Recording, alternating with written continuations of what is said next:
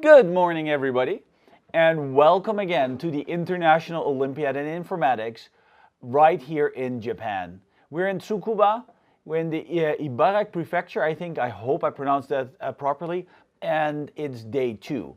The contestants have just started working on the tasks for day number 2, and they started only about 10 minutes later than scheduled, which was once again caused by a queue in the bathroom, and that's okay.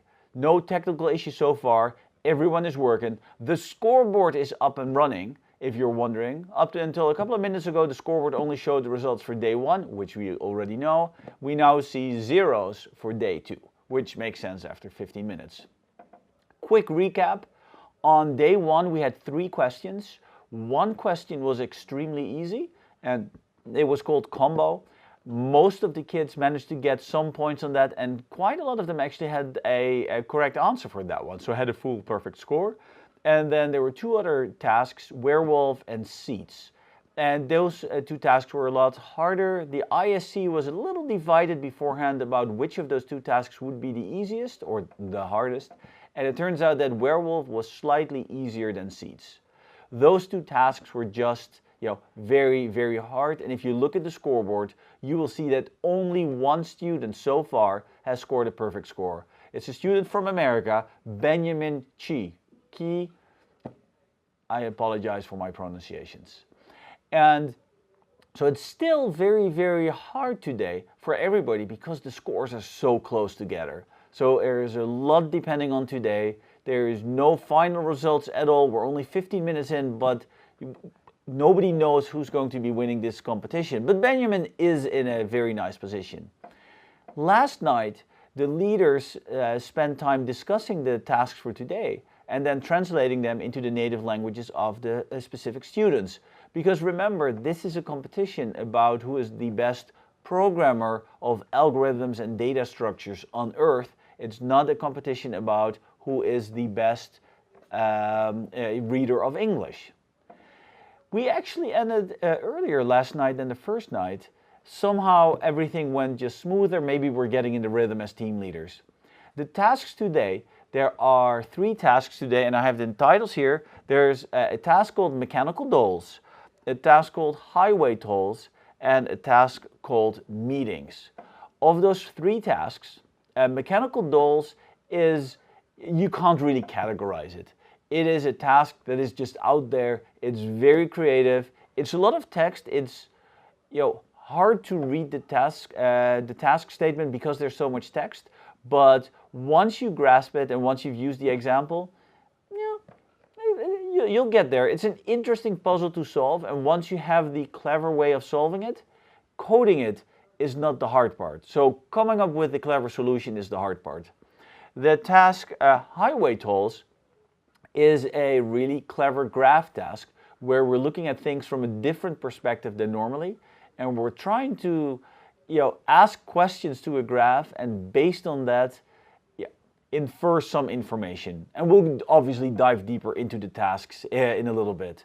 And the other task is called meetings, and meetings is an interesting task, but there the main concern is creating a good data structure. So for meetings, once you've figured out the data structure and you've coded the data structure, answering the questions is reasonably easy. So today, in recap, 3 questions, each completely different. One, really nice, new, weird, and strange. So we haven't seen anything like that before. The other 2, more traditional, but still completely new and completely interesting. And the kids are just working on it. They've started at 9:10 local time, which is about 17 minutes and 10 seconds ago. I now have a live scoreboard, and the live scoreboard just shows us the actual time. And today we will be guiding you through what's happening in the contest hall. We'll be talking about the questions, obviously. We'll be talking about the solutions. And based on requests from some of the parents, we'll actually be doing some interviews with some of the guides as well. So if you're watching from home, you have an idea of the wonderful people that are looking after your students. So that's what we're going to be doing today. We'll try to keep a rhythm where we will do something for you every 15 minutes of the contest. So every time the contest goes to 15 and 30, 45 and 00, we'll just be there ready to talk to you about the various topics. We've shot a couple of movies earlier this morning of the kids waiting outside, so you can see the nervousness of them. And we'll be showing those today as well. And we'll just bring in guests. We'll go to the ISC room again just to show what's happening there. We'll show you some footage actually from the server room where 70 laptops are ready to grade all the submissions. And some of the interviews may double what you've already seen before, but things should be going okay. So once again, day 2 of the International Olympiad in Informatics 2018 in Tsukuba, Japan, where we've had an earthquake last night. A 5.6 earthquake woke everybody up at 5 in the morning, and apparently that's a minor tremble here. This is what the Japanese people told me, nothing to worry about. It woke me up, but and it woke a lot of other people up, but there's nothing dangerous, nothing scary about it. It's just a very strange feeling. 3 tasks, 1 person in the lead, Benjamin Xi, with 300 points so far. So, he's trying to defend his starting position, but there are a lot of people right behind him trying to beat him and trying to score more points today. 3 questions, mechanical dolls, highway tolls, and meetings. Mechanical dolls is a special new type of question. Highway tolls is a different look on a graph, and meetings is a data structure question where you just try to come up with a clever data structure to answer questions. So I'm going to bring you back to the contest hall for a little bit while we bring in our first guest of today, and they should be some guides from some countries, and we'll find out which countries those are after we return. Thank you for staying with us today.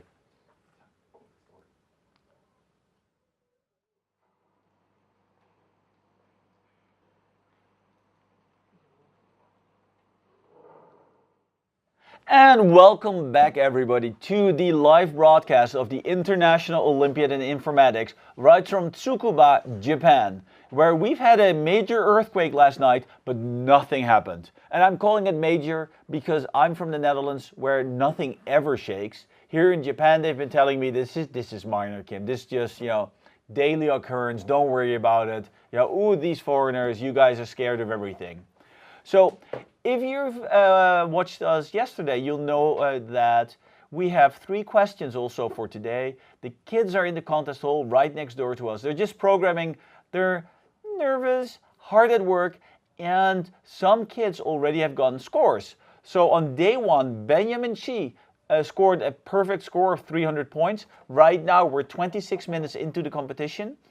He has already scored 19 points for today, as have 2 other kids. He wasn't the first one to score points today, but he's still clearly in the lead. He's just showing everybody who's the boss. By popular demand from all of our viewers at home, we will be bringing in some of the guides today. And we'll just be asking them questions about their teams. And if you have questions you would like us to ask the guides, reasonable questions obviously, then please just write them in the comment section and we'll just see if we can ask them. At this point, I have a guide with me, Rico, from Japan. Yes. And you are a guide? Yes, I am a team guide for Russia and Iran. And how did you become a guide? Well, they were looking for team guides. They didn't have enough personnel on hand, so they were looking for more team guides to volunteer. And I got this email from a friend of mine, and then I decided, I never had the chance to participate in an event this big and this long, so I said, why not? And I went up for the challenge. Oh, cool. Yeah. And so, what do you normally do in normal life? Usually I study at an online education university, so I wake up in the morning. It's around 10 o'clock, and then I study, and if I have work, like I go to work as I do my university studies. I go work at night. And so what do you study? I study computer science. So you know everything that's going on here? Oh, hell no. No. Was that a bad word? That is a very bad word, but we'll beep it out. Okay, thank you. Or not. Okay, whatever. So do you talk with the kids about what's happening here? A little bit, but I don't talk about the contest much because it's not my strong area, and I'd rather get to know the kids more than just talk about programming. So you have 8 kids that you're looking after. Exactly. And those 8 kids, do you know all their names? Yes. And would you can you tell us the names, or am I now putting you on the spot? You're putting me on the spot because I can't pronounce them right, and it would be really impolite if I said them wrong. Oh, I don't think anyone would care, to be honest. I mean, I say Okiro or Rico, and I know you are insulted, but everyone at home is like, oh. All right. Okay, you got me. So try it. Okay, I know 6. I remember 6 of the 8 kids. Okay, tell us. I lied. I'm sorry. Okay, so for the Russians, I have Mikhail, Ilya, Egor, and Ramazan, and for the Iranians, I have Merdad, Mohammed, and I'm very sorry I forgot the other 2 contestants. Let me just look it up. right. Merdad, Sayed Mehdi? Yes, Sayed. There you go. I'm just trying to help you out here. Thank you very much, sir. So, what have you been doing with the students so far? Well, pretty much I'm taking them back and forth from their respective hotels to these contest stalls and eating lunch and dinner with them and basically telling them what to do what's next on schedule, what's on your plate today, stuff like that.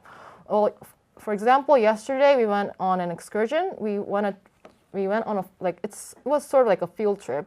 And we went to, first we went to this science museum. They had a museum of geology and another on, basic science stuff. And then we also went to this JAXA. And there was another facility we went to, but I forgot about that, so. You forgot, was that the movie studio with all the Oh yes, the movie, buildings? it was the Warp Edo studio or something, yes. Yeah. So where there were no samurai? No, there were we no were hoping samurai. for samurai, but there were carp.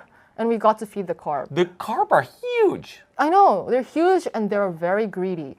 I mean, we seriously? threw some of the bait and all the fish from inside the water, it just came and they were fighting over the food. Okay. And it was so hilarious. So did your kids bring anything illegal today? Because it went very smoothly bringing everybody into the contest hall. No, nothing illegal. But one guy from Iran, he forgot to put his money inside the envelope that you're supposed to put your valuables in. And he came out after I sent him in the contest hall. And that was kind of funny because that happened last time too. And I was like, well, you did that last time. You should learn. Don't you learn? Yeah, don't you learn? Did you tell him that? I didn't because I'm very nice and I don't want to, work him up. But you're his parent this week. Well, I'm not his parent. Replacement parent. You have to just whack them around a little bit and make sure they behave. Yeah, but I wouldn't want that happening to me right before a really important contest. That's true. I may say that to him after the contest. You'll joke about it afterwards. Yeah, I will. Yeah? I'll probably Yeah, you will. should. I Put them down. Yeah. So have you heard anything about the tasks of day one? No. I mean, I know the rankings on the home on this website, but I don't really care much about the rankings. I mean, I just hope that they do their best. But more importantly, I'm not their team leader. I'm not the technology staff. So I just hope that they have fun here at Japan. Are you seeing that the kids are interacting yet with the other kids, or is everyone still very much taking to themselves? It really depends on the team. For Russia, I don't see them interacting with the other ones. And for Iran, not so much either, but I've talked to the guys from Palestine. Yesterday, I was looking after 2 Palestinian kids due to some, things about the bus. There were 9 different buses, and I'm looking after 2 different countries, and they were on different buses, so I was just looking after Russia, but the Russian kids didn't come to the afternoon excursion, so... Okay, that was long. So anyways, I was looking after the Palestinian kids just for yesterday, yeah. Okay, and so what you see generally is that until the second competition day, all the kids are really nervous and focused on the competition. Well... And so tomorrow, when after this competition is open, you'll see a change in the whole group.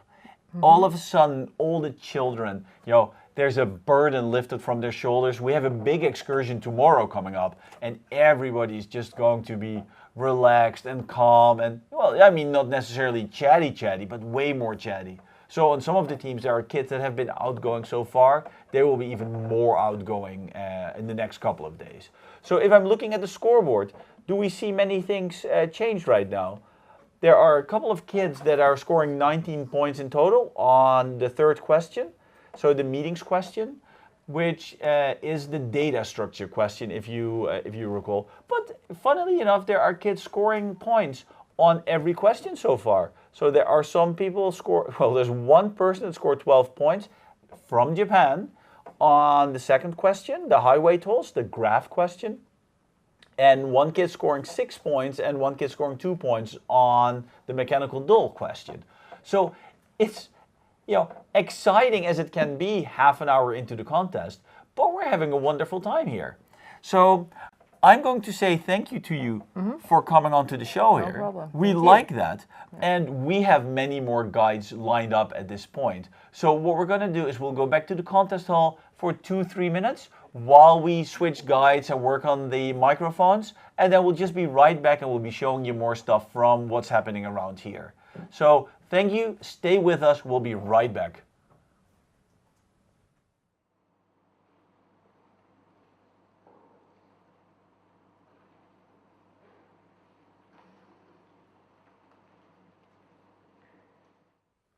Good morning, everyone. If you've just tuned in, I see the number of viewers is slowly going up, which is good. If you've just tuned in, this is the live broadcast from the International Olympiad in Informatics 2018, live from the Tsukuba in Japan. We are having a good time here backstage because everything so far is going quite well. Obviously, we're only 40 minutes into the contest, so anything can still happen. And one of my IEC members keeps saying that I'm so positive that I'm jinxing everything, but that's just not true. I'm just positive because everything is going well. Yesterday, a typhoon came over Japan. If you are worried about that, it did not even come close to us. We had a little bit of rain and a little bit of wind, but I don't think anyone was inconvenienced. Last night, we had an earthquake that was big for me, but by Japanese standards, it was almost nothing. And today we have a competition that is fun and exciting. On day one, the US was in the lead. Benjamin Xi was in the lead with 300 points. And today he is still in the lead, obviously because we've only just begun. And with his 19 points for meeting, which a lot of kids have actually gotten so far, things are going quite well for him. And things are going quite well during the contest in the contest hall. I know a lot of you are asking, who are the people that look after the students when they are not in the contest hall? And to help you out with that, we are bringing in some of the team guides. So we'll be talking with the team guides. Earlier today, we had the team guide that was responsible for Iran and Russia, two past IOI hosts actually. And right now I have with me Shoja. Am I pronouncing that correctly? Yeah, that's great. Shoja is the team guide for Egypt. Yeah. So tell me, Shoja, welcome on the show. What? Welcome on the show. Welcome to the show. What are the names of your contestants? Mahmoud, Mohammed, Mohammed. So. But there's 2 names and 4 contestants. Yeah, that's right. So you have 2 Mohammeds and 2 Mahmouds. Yeah. Is it hard keeping them apart?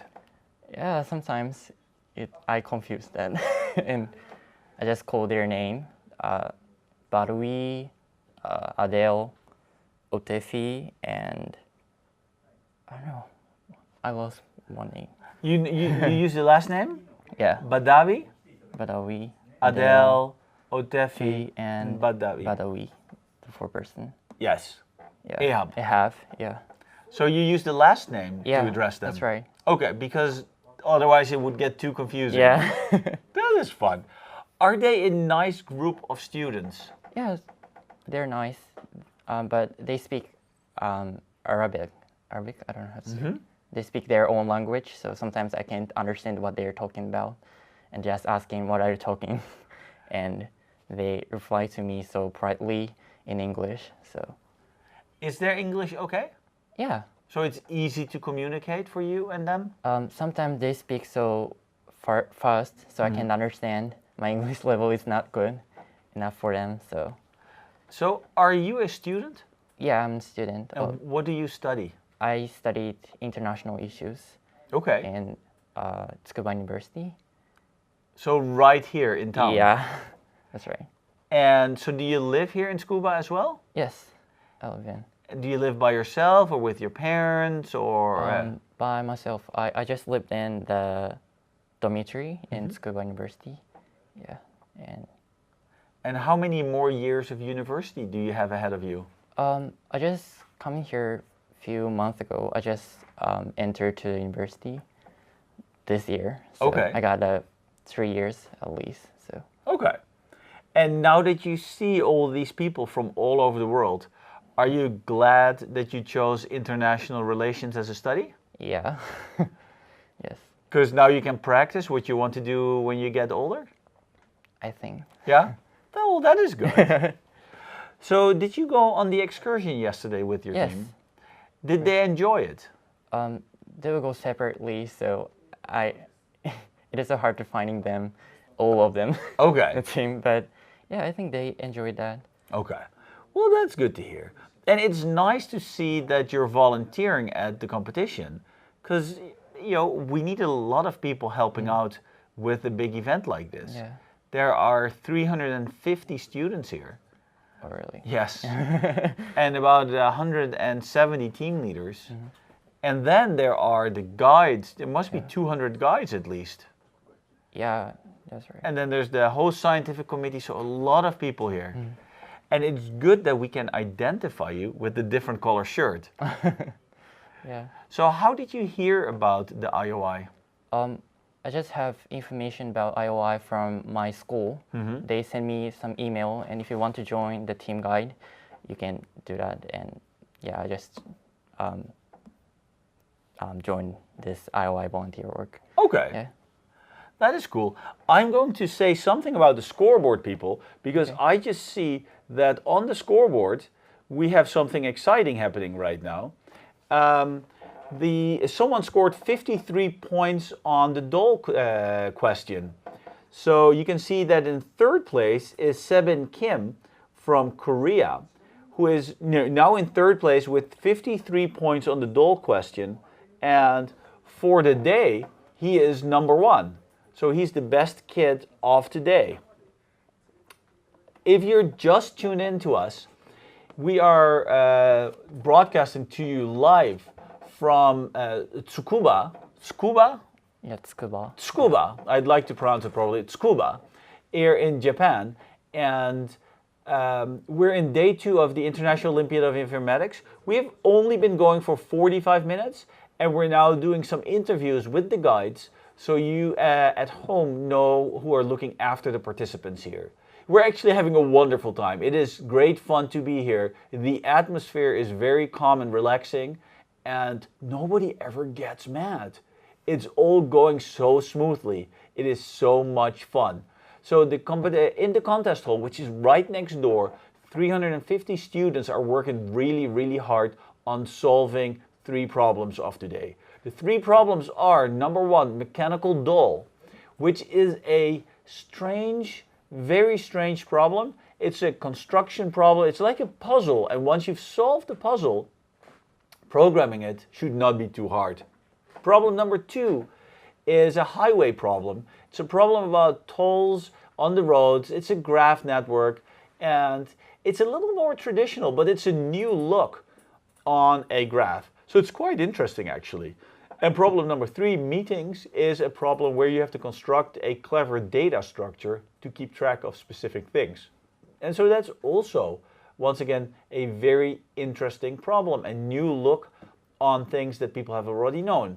So 3 problems, 350 contestants, and a lot of guides here in Tsukuba, Japan. I will be going back to the contest hall now for a couple of minutes, and then we'll just bring in another guide and we'll talk to the next person just to keep you posted on what is going on back here. So stay with us.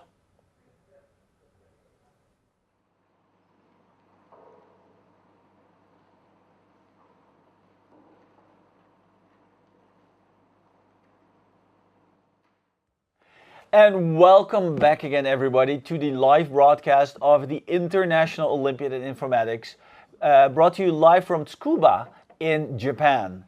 Last night we had a typhoon fly over. In the early morning we had an earthquake, so we have no clue what today will bring, but we know it will be a fun day. The contest started about 10 minutes late because of bathroom issues. There were more kids that wanted to go to the bathroom, or it took longer than expected. But everything is going very, very smoothly so far.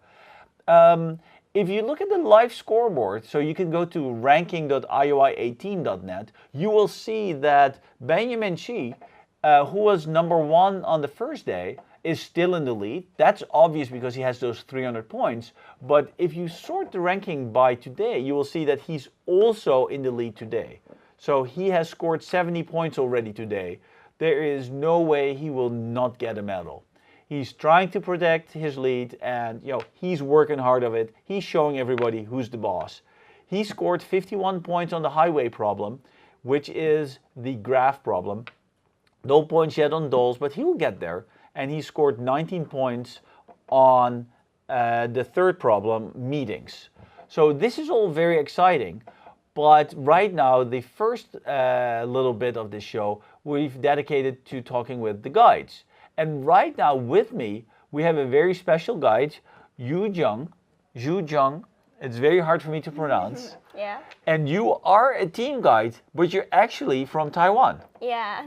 So tell us, you're the guide to Bosnia-Herzegovina Yeah. at an event in Japan, Yeah. and you are from Taiwan. Yeah. Please explain. Okay, I'm the student and study abroad in Japan right now. So I heard the volunteer IOI this time, and I would love to join it. I want to challenge myself also, and I want to meet more people, so I come here. And how did you choose to become the guide of Bosnia-Herzegovina? Actually, it's random. I didn't expect I can have my own country or other. I want to meet more people, so I will happy to anyone would be fine. Yeah. Yeah. How is the team? The 4 students from Bosnia-Herzegovina, are they nice? They are really nice and they are really cute. They're cute. Yeah, they have really enjoyed Japan and enjoy the contest and do a lot of fun with all the contests. Do you know their names? Some names are really hard for me to pronounce it in right way. Did you know beforehand which team you would be the guide for, or did they only tell you on the day of arrival? They tell me on the day of arrival. Okay, so you did not have time to prepare for Bosnia-Herzegovina and know everything that's happening there. Yeah. Okay, so are the kids outgoing? Do they talk with other teams? Yeah, they are really outgoing and talk other teams and make friends with others. Oh, well, that's good. Yeah. And that makes it more fun for you as well. Yeah. And what do you study here in Japan? I study tourism and hospitality in Japan. And so do you speak Japanese as well? Yeah. So you're fluent in Chinese, Yeah. Japanese, Yeah. English, Yeah. anything else? I'm learning Spanish right now. Spanish as well. So you are really, really good at languages. Maybe, I'm not sure. Well, no, that's good because the students are really, really good at programming languages. Yeah. So it's a similar thing, right? You could do this contest. Maybe I would take a try. See, that would be fun. So if you're still watching us, we are just, we're having a wonderful time here. It is great fun. And we're just talking with all the guys, and you can see how nice and friendly they are. These are the volunteers that have given up a week of their life to look after the students from all the countries over the world. So they are here to make sure the students go to every place on time, that they understand the local customs, that they know what to do when there's an earthquake, and they're just here for us. And the students are having a good time, and tomorrow all the kids will be more relaxed because the competition will be over and the results will be known. But right now it's very good to be here and to have these kids look after us. If we look at the scoreboard, we see no real changes, but there are kids scoring points today in the 50s, and number 1 from yesterday already scored 70 points today. So he is also in the lead for today. We thank you very much for watching, and we'll be back in a couple of minutes. We'll just show you some more footage of what's happening in the contest hall. Thank you for staying with us.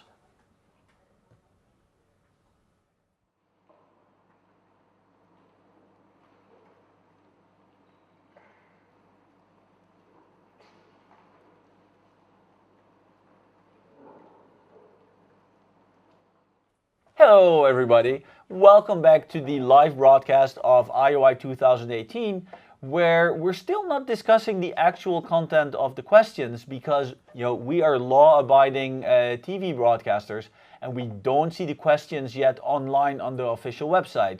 So we assume there's a reason for that, and we'll just keep talking in generic terms about the questions. Right now, the competition is about 1 hour in, so we have 4 hours left only. 4 hours left in the competition. And Benjamin Chi is still in very first place. He's not only in first place for day 1, he's also in first place for day number 2. Day 2 brings us 3 questions, mechanical dolls, an interesting new type of puzzle construction question where once you've figured out the idea, it should be reasonably easy to program. There's a highway tolls question, which is a graph question where we're looking at a graph from a different way and trying to infer information about the graph in a clever way. And the last question is meetings, and meetings is a question about a data structure. With me, I now have the guide for Tajikistan, and the guide for Tajikistan is called Shirley, but you said just call you Shirley, Yeah. which I refuse to do because I'm trying to learn languages as well. Yes. So welcome on our show. Hello. Yeah. You are the guide for Tajikistan. Yes. Tajikistan. They're obviously nice people because you respond so nicely to them. Yes. I like them so much. The first question I always ask, Yeah. do you know the names of your students? Sure. Tell sure. Tell us the names, please. Yeah. There are Farhud, Davlat, Alkama, and Husraf. Okay. Yeah. And are they teaching you any Tajiki words? They're teaching me one yesterday when we are playing with cards. And which word did they teach you? Pita. Pita? Yes. And what does that mean? That means when I won the game, then I say pita when I won the game. Oh, well, that's good. And so you got to say it a lot? Yeah, I pita. Yeah, you beat them all? Yeah. Oh, bring it on. So you are a computer science student. Yes.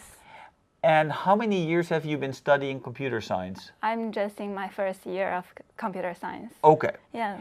And so you should be a little ahead of these students because they have no computer science studies experience. Oh, I'm not sure. Do you find the questions hard if you look at them? It's very hard, but Yeah. not the extreme hard one. It's hard for the high school students, I think. I think it's extremely hard. Are you sure? The Yeah. level is really interesting for us. Yeah. How did you get involved with being a guide?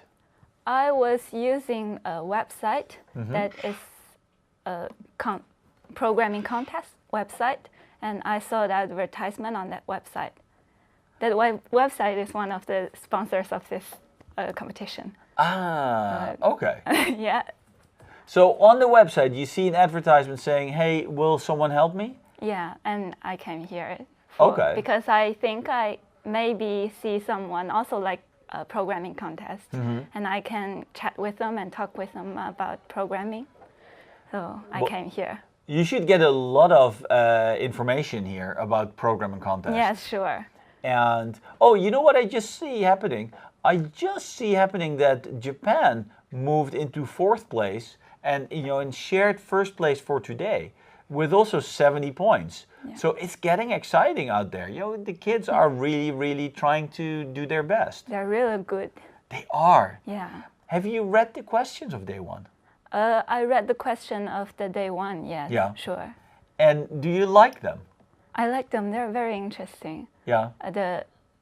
For example, the first question, it was about playing games. Yes, the combo question. Yeah, and the third question was also interesting. It's about a wolf. The werewolf question, yes. Yeah, at first you are a human, then you became into a wolf man. Well, It's very interesting. I that's think. good. So did you talk with the kids about the questions after the competition? I talked with them, but their level is higher, far higher than Aw. me. So I have to. They have to teach me how to solve the question. They teach you how to solve the question. So that, ladies and gentlemen at home, that is the level of competition here. The students have to teach their guides that are here to look after them. The students teach the guides about the competition. So there's a lot of excitement here. The level is extremely, extremely high. And you can see how wonderful these guides are. They're laughing, they're smiling, they're looking after their teams, they're looking after their students, and they do everything to make sure everyone has a wonderful time here.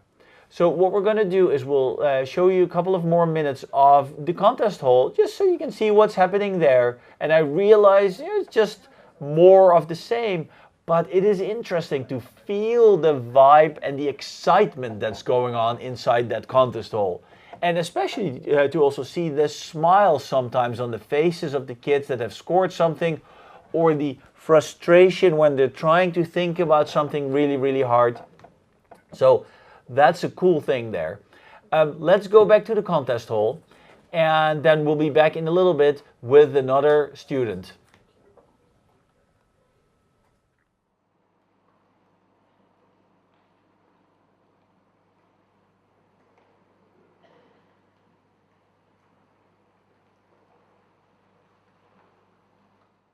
Hello everybody. If you are still watching from home, we are still broadcasting to you live from Tsukuba here in Japan, where we've had not a tsunami, we had a typhoon yesterday, we had an earthquake earlier this morning, and we have the International Olympiad in Informatics Competition Day 2 happening in the hall right next to us. We've just been talking with some of the team guides, the people that actually look after your contestants. And right now, we're going to be showing you some footage from earlier today that we shot outside of the contest hall. So we went outside today because we got in trouble yesterday for filming inside. But outside, and we made some movies of the contestants waiting in line to get in. It's about 7 minutes. It just shows you the generic atmosphere and what's happening around the building here. If you are interested, the tasks are now up on the IOI website, so you can go to the IOI 2018.jp website and then click on competition tasks and you can see the tasks. We will be discussing the tasks in about half an hour, when hopefully we'll have Kuba or someone else from the International Scientific Committee right in this room to discuss the questions with you. And later today, as always, we will be discussing the solutions as well. If we look at my live scoreboard, I can see that there is not that much happening, except that Benjamin Chi, who was number 1 on day 1, is also number 1 on day 2, and so he is in the lead big time. So he is having a wonderful time. I see my director is gone, and I hope that the people behind me speak English enough to understand that we're going now to the live footage. So let's go to the footage from earlier today outside the contest hall.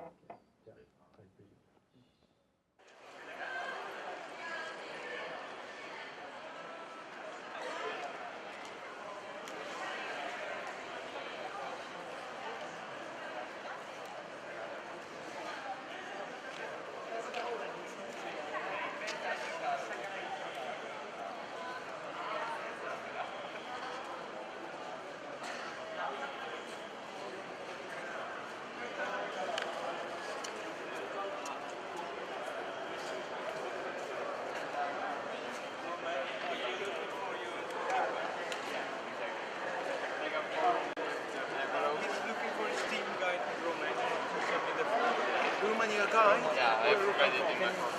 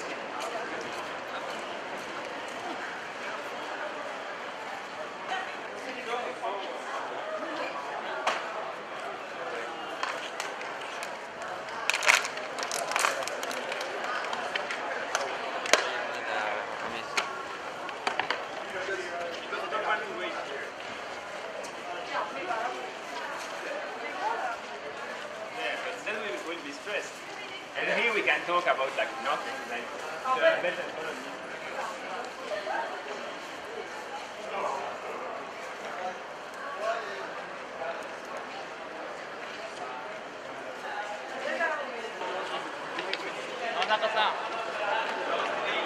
No, yeah, I think it's like legal.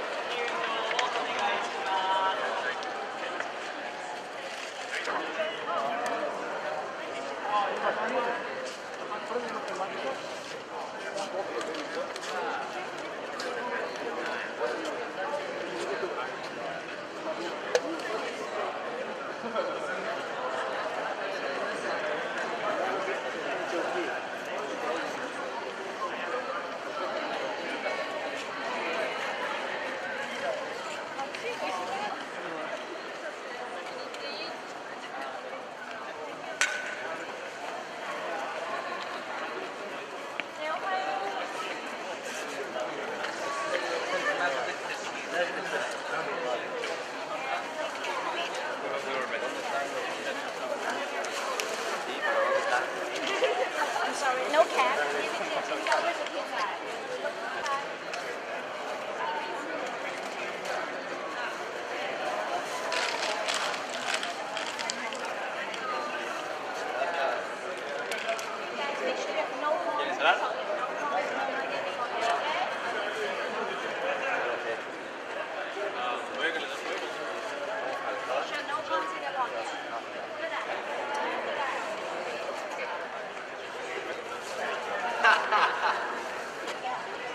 Una vuelta olímpica.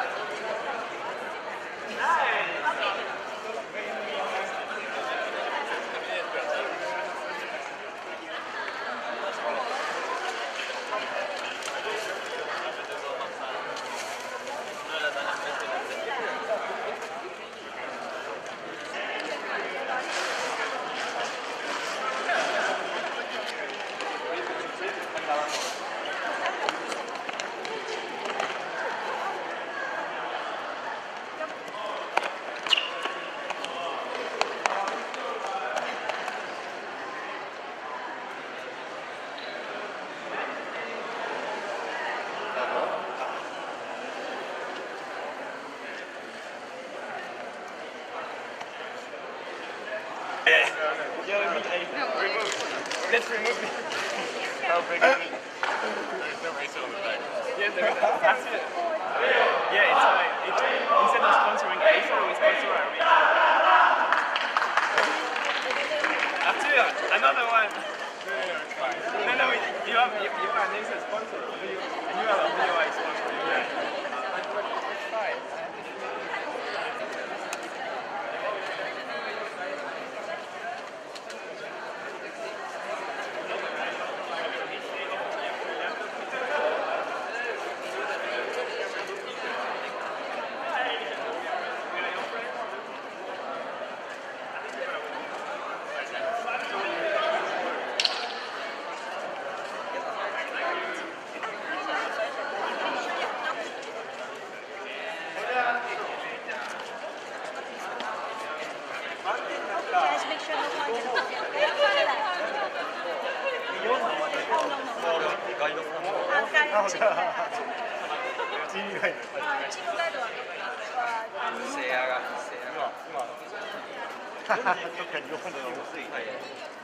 ここで起きる場合にここでちなみに今日も変換をしたらもしくは270点以上取ったらいいから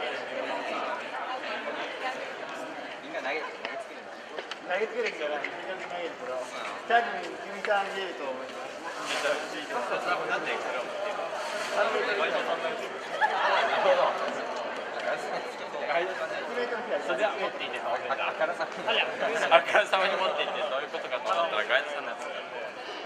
僕がもしリンゴを投げたら270点以上取ったらよし、じゃあ日本選手もそろそろ行きましょう。270点全体の9割でどこまで来れば金確実ってことだと思う。僕は何をやってもアブソルト上げないじゃダメだ。いや、マジでアブソルトになる。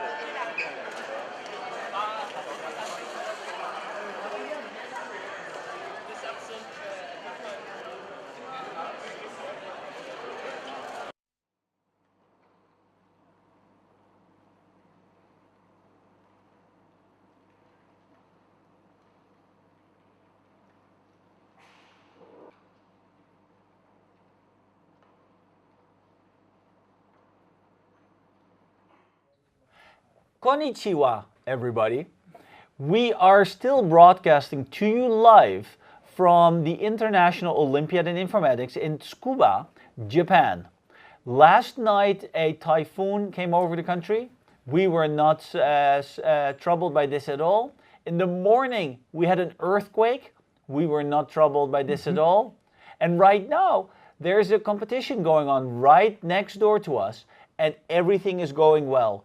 We are almost an hour and a half into the contest, and if you look at the live scoreboard, which you could see at ranking.ioi18.net if you're interested, but if you look at the live scoreboard, you will see that Benjamin Chi from the United States of America is still in first place. Benjamin scored 300 points on day one. He's scored 86 points today. What's interesting to see today is that there are some students that already have scored a perfect score on DOL. So there are 3 kids, one from Japan who is currently in second place, scoring a perfect score on DOL. If you look at the other 2 tasks, and I'm just clicking here and showing them to you, you will see that the scores are still a lot lower there. And so for today, those 3 kids are in the lead, but overall, Benjamin Chi is still in the lead. So getting back to what we're doing today, with me, I have the president of the Japanese committee for the Olympiad, and I hope I'm pronouncing everything correctly, but he's been a dear friend of mine. He's been coming to many IOIs so far, and we will be talking about what is going on backstage. Welcome, Hiko. Oh, thank you very much for inviting me to this event. Oh, sorry, broadcasting. Well, thank you for inviting us to come to Japan for IOI. Oh, don't worry. I really want to have this event in Japan to use that to promote the informatics or computer programming or algorithmic issues are very important to Japanese people. To show that, yes, here is an international event such as the IOI, the top of the competitions on informatics. Yes. And so it is a big event. Yes, indeed. How long does it take to prepare for this? Oh, it's a very difficult question because start at the say nearly Italian side. What is the? That was 5 years ago. 5 years ago, yes. At that time, I first visited the IOI, okay, and keep my mind strongly that Japan should invite IOI to Japan, okay. And in Taiwan, we proposed to have a IOI in Japan. At that time, we have no definite plans. Actually, it is possible, especially financially possible. Right. But anyhow, we decided our mind. Anyhow, we do that. After that, we have tried a lot of things, especially the difficulty is to get the support, wide support from Japanese companies and so on. But anyhow, finally we got those support and have this big event in Japan. I'm very proud of it. And it is going very well so far. Oh, I hope so. Well, I'm also a team leader, and from our point of view, there are, the event is basically, you have the students that need 2 days of competition. You have the leaders that have 2 nights of translations. Yes. And then in between, you have to feed everybody and give us excursions and pick everybody up from the airport and bring them back to the airport. So let's talk about what the leaders see. Okay. Last night was a translation night. Yes. And you are in the room at translation night. Oh, yes. So you have multiple roles. You are, the president of the Japanese committee, But you're the vice chairman of the organizing committee of this event. of this event. And then last night we have what we call the General Assembly. Assembly, yes. And then you're the chair of the General Assembly. So I just get do the votings and get the approval of the tasks itself, and just tap on my leaders, do it your best to translate it into Japanese. I have to leave now to have a rest, to keep my body safe for this day. For the interview. Yes. Yes. So you've come to a couple of IOIs before. But at most, yes, I think this is the fourth time. Fourth IOI. Fourth Well, time. that's exciting. So the translations last night, why did you not have a Japanese translation ready beforehand? Is there a boundary between the Japanese team leaders and the people that make the questions? Do the Japanese team leaders not know the tasks in advance? Advanced? No, they don't know. There's a big wall there. Big wall there. And so team leaders just read the task itself, this task description at that time by paper, just like other guys. Okay. Yes, and read it, and they try to understand what is the content, and also just thinking about this is a fair task settings or not, and I think they have not find out any difficulties in that point. Okay. But it doesn't mean it is easy to translate it into Japanese. As you know, Japanese is quite different language from English or even Dutch language. I've noticed. I have noticed. And I have noticed, I think it was in Italy actually, where the Japanese team translated until 6 in the morning. Yes, indeed. At that time, I'm there, but not at the translation team, but at the midnight, just at midnight, just like a Cinderella. I leave the room. At midnight when the bell strikes, you say, good luck. Good luck. Good luck. See you tomorrow. In the morning, I heard some sound and get up from the bed. Oh, you have finished? Yes, we are very sleepy and done it. Well, that happens, right? Yes, but this on this event, probably first competition, they finished at 4 o'clock in the morning. But second one for this day, they finished at 1 o'clock.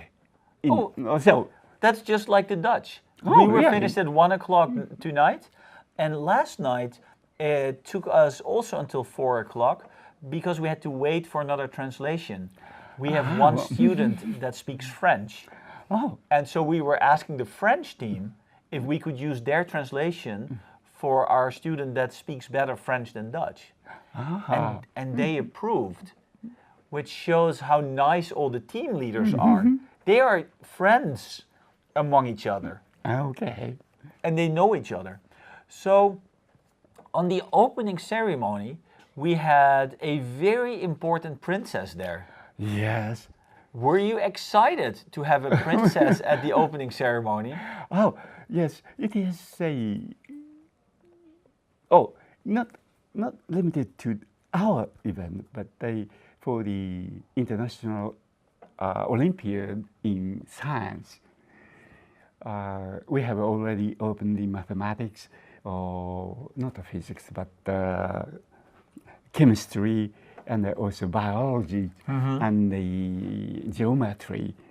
And every time the emperor family come to those events, opening ceremony, and give a talk on that. So we have to ask for the emperor, empirical family, please give some talks. And they asked us who might be the candidate.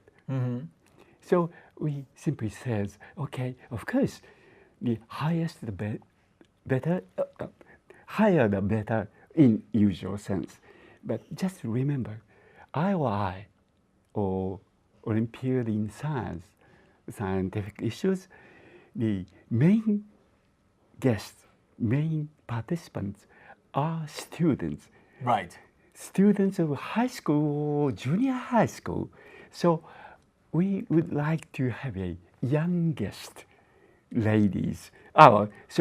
Youngest emperor family. Youngest one is just the prince, but he is just 12 years old, and That's it is a bit too young. Too young. Yes. And so gradually we decided to invite her, Princess Kako. And Princess Kako was wonderful. Yes, indeed. She speaks very good English. She sits very straight, I noticed. I mean, Yes. this is something she trains on. And I listened to every talks Yes. carefully. Yes, she was very, very good and very excited, I think, about this event. Well, thank you so very much for coming onto the live broadcast. And thank you so much for showing us what's going on here. We still have, if you look at the scoreboard, you see that there's a Japanese kid currently in third place. Okay, Wataru fine. Inoue. But, you know, there's a lot can still happen. So I'm going to end this with arigato gozaimasu. どういたしまして。読んでいただいて Thank you very much for calling me here. And thank you for coming. We'll go back to a little bit of the contest hall now, and we're waiting for ISC member Richard Peng, who will talk about the questions with me. So in a couple of minutes, we'll be discussing the tasks, and then later today, we'll also be discussing the solutions to the tasks, obviously. So if you've been watching with us, there's over 3,300 people watching now, which is great fun. There are, so Benjamin Chi is still in first place, but there are kids scoring. And I see Richard Peng actually waving from outside the room. So we'll be back in a couple of minutes with Richard. Stay with us.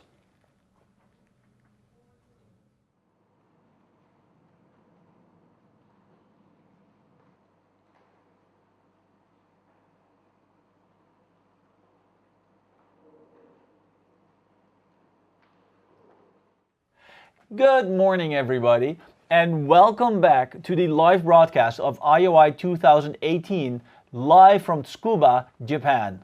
As I've said before, last night we had a typhoon passing over. This morning we had a terrible earthquake, and terrible to me that was. The Japanese people are like, this happens every day. So it wasn't a big deal. It wasn't a problem at all. It just woke me up. We are about an hour and 41 minutes into competition day number 2, and Benjamin Chi from the US is still in the lead, but there are a lot of people trying to catch up with him. So it's very exciting what's happening today.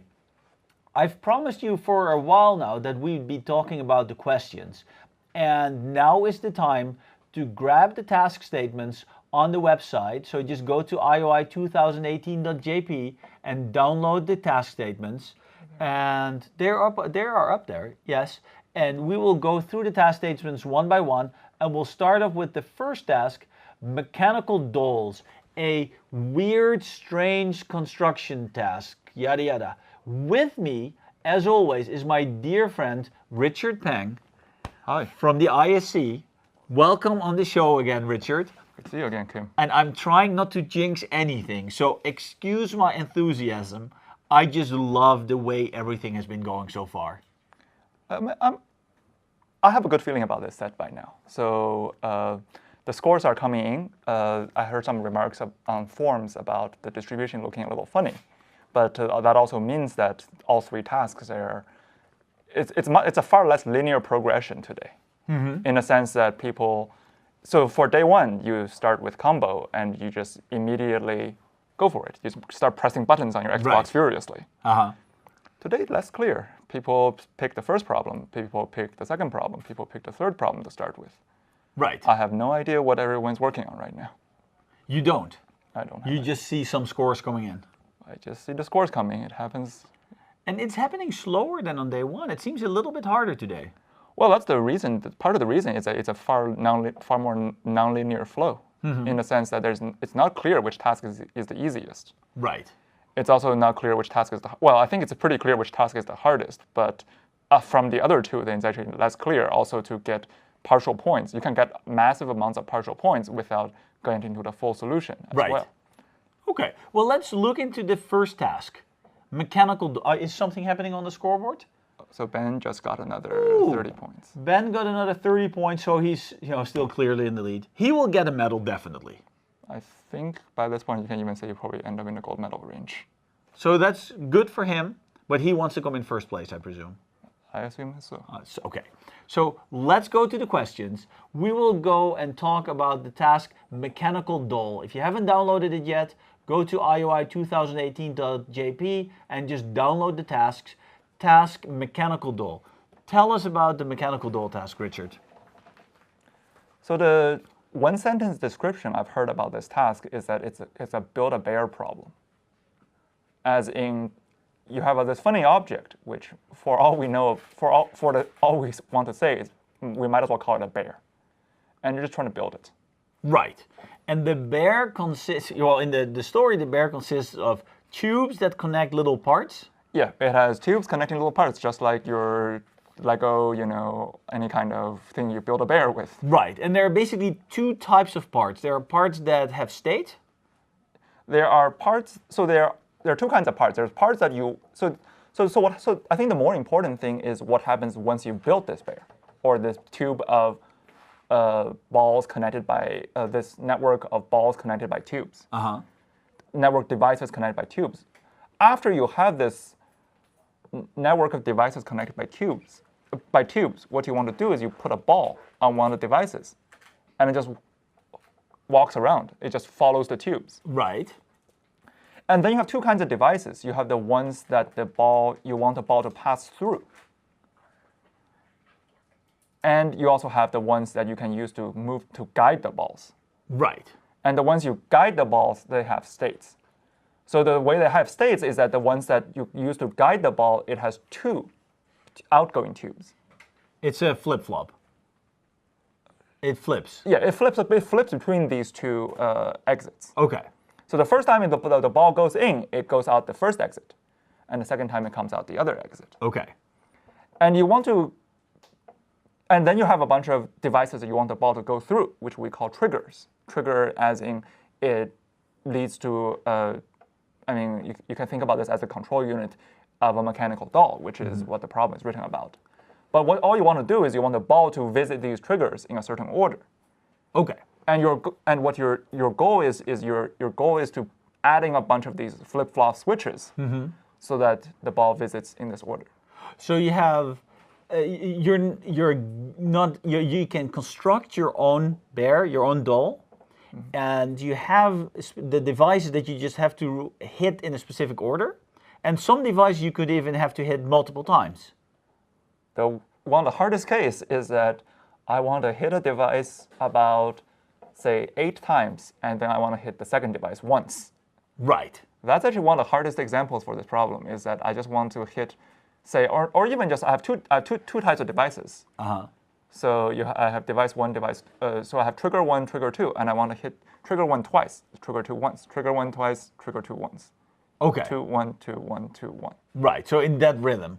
And you have to arrange for that using the things that keep flipping over. Yes. And so that is, I'm just looking at the term, so the switches. So a thing comes into a switch, it goes out the left exit, the ball, yes. It does random stuff, and eventually if it comes back here, it goes through that switch again, and then it goes out the right exit. Yes. And then there's the triggers that you have to hit. And so that just has many inputs, as many as is necessary, but there's only a single output. Yeah, you can only connect the output of a trigger is well defined. So what you do is you take a trigger, you either connect it to another trigger, or you connect the trigger directly to a switch. Right. And the switches you can connect yourself as well. And you're writing a program that has to create a circuit of triggers and switches. Yes. And then that circuit will be simulated by the grader. The grader runs your program. Yes. Right, so you're writing a program, has to create a program that has to hit these triggers in the right order and the right number of times. Yes. And then there's one extra gotcha is that all the switches have to be back in their default position at the beginning. So there's one extra detail to this problem, which is, I personally think it's actually not that crucial, but what we want to do is we want this thing to run indefinitely. So how do we define this thing running indefinitely? Is we say that there is a starting point. So this is the first location that the ball is on. So it's almost like a special trigger. You can actually think of the first location the ball is on as a special trigger. And what you want to do is when the ball comes back all the way to the special trigger, you want the state of the whole system to be back at the initial state, so it will just repeat what it had done before. Exactly. You want this to just repeat itself the same way that it happened the last time. So you want all those flip-flops to be in their initial state as well. Does that make it a lot harder, or is it just a little bit of extra complexity? In terms of getting full points, this does add quite a bit to the problem, because resetting all the flip-flops to the same state. So what you want to do is you want to make sure that you traverse each flip-flop an even number of times, because the first time it turns there and it turns back. So you want to get it to an even number of times. And this does create a huge amount of complications. Okay. And this is also the situation, if you want to play with this a little bit, what you can do is you just play with the example that is, I want to press 1, say 20 times, and then I want to press 2 once. And then I want to press 1 20 times, I want to press 2 once. And then I want to come back to the start. Right. This is actually one of the hardest instances of this problem. Actually, if you want to just have the flip-flops go back to the original state, you just have to say, I want to press 1 30 times before coming back to my start. Right. That is already fairly tricky. Okay. So that's already tricky. So it's a hard problem, but people are scoring points on it. It has a very clean, clever solution. And one of the solutions we got actually had a comment, which is, thank you for this problem. I really like it. Oh, seriously? Yeah, and how many lines of code was that solution? It was about 60 lines. So it's a short problem. Once you figured out the clever solution, then it's reasonably easy to code it out. Frankly, we were expecting the first solve on this problem to come in at somewhere around the first hour. Okay. And this is because out of 300 contestants, some of them is going to open this first. Right. And they're going to have the right idea, and then the things come in. Okay. Cool. So is there anything else about this first problem mechanical doll that we have to discuss right now while discussing the problems? Well, what about the current scores on this problem? We'll look at the scores in a little bit. What I'll do is we'll actually go back to the contest hall for 30 seconds, which gives our friends, we're getting thumbs up, people think it's a great idea to stop seeing us. So we'll go to the contest hall for a couple of minutes, and then we'll come right back and we'll discuss the second problem.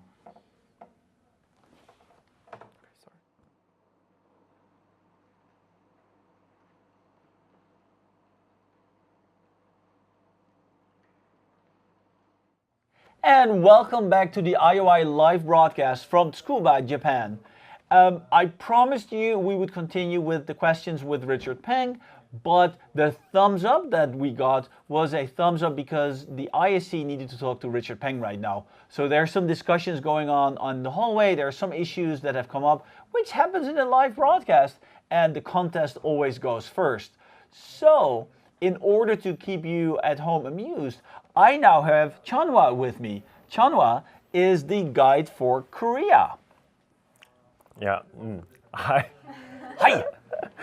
At first, I'm not good at English, so I'm sorry about that. And I'm Lee Chanhwa. I'm from South Korea, not North Korea. Yeah. I'm supporter of Republic of Korea. So yeah. So you are the guide of the Korean team. Yeah. Sure. Do you also speak Japanese? Yeah, I'm good at Japanese, maybe.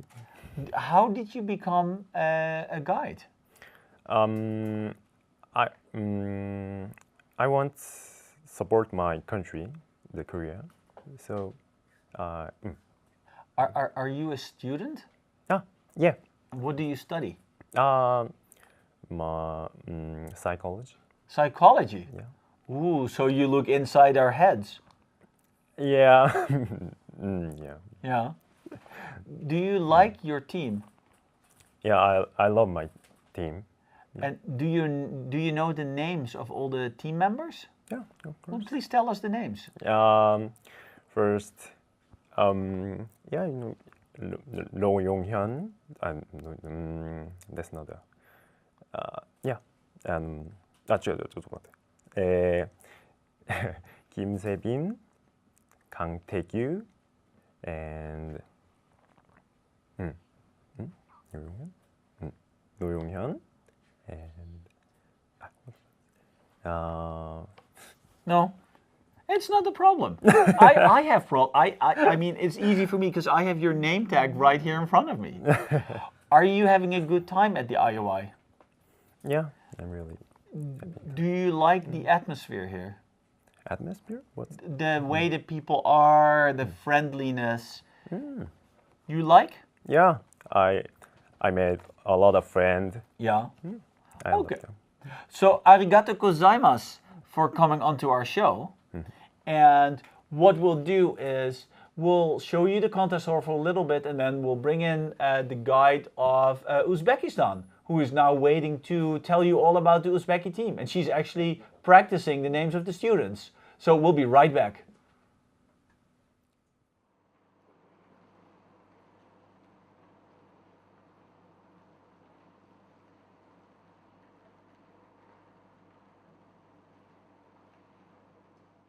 Hey, good morning, and we are back from Tsukuba, Japan, with the live broadcast of the International Olympiad in Informatics.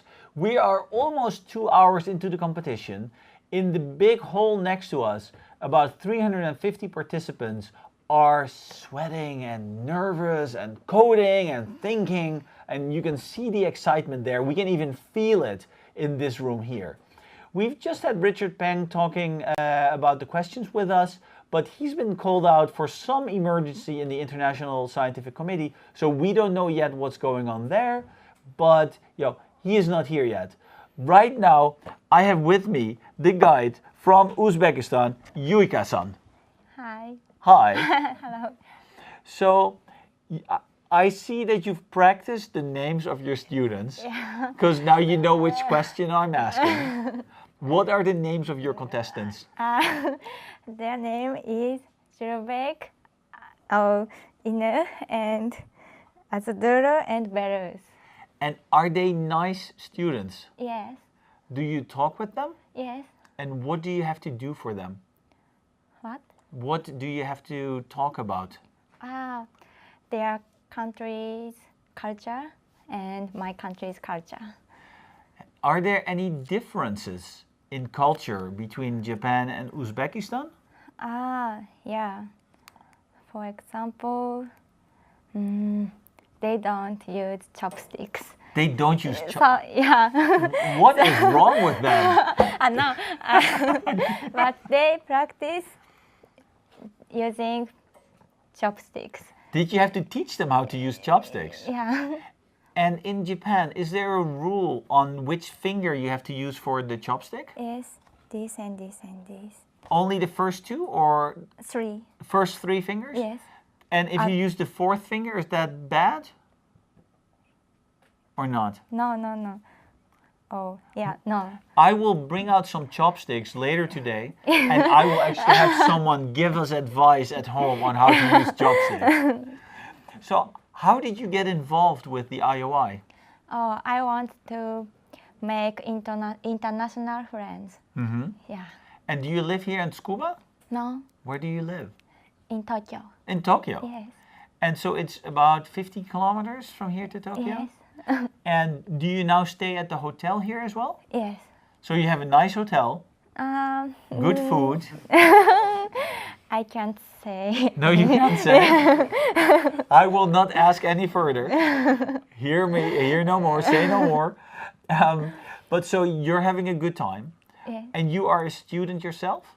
Yes. What do you study? I'm studying physics. Physics? Yes. And is physics harder, you think, than computer science, or is computer science harder? Maybe computer science. I like your answer. That is the right answer. Well, thank you very much. Arigato gozaimasu for coming onto our show. And we're going to go back to the contest hall for a little bit, and then we'll just bring out the next guide. And I will see if we can find some chopsticks so someone can teach the viewers at home on how to properly use chopsticks.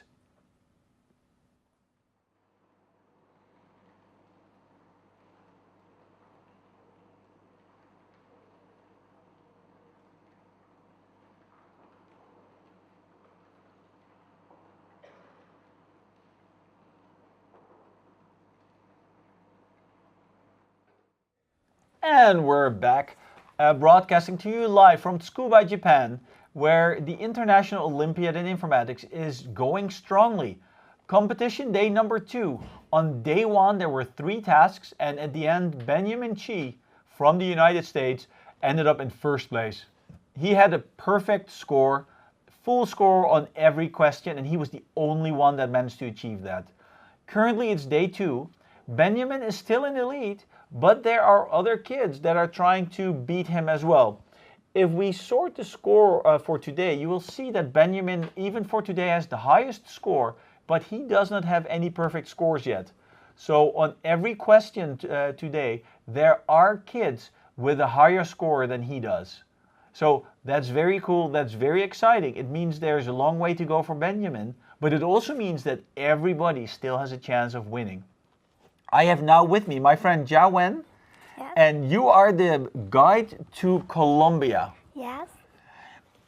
Tell me, and I know that you have not practiced because you just remembered. Yes. What are the names of the students in the team of Colombia? Well, their names are Cesar, Oscar, Roger, and Nicholas.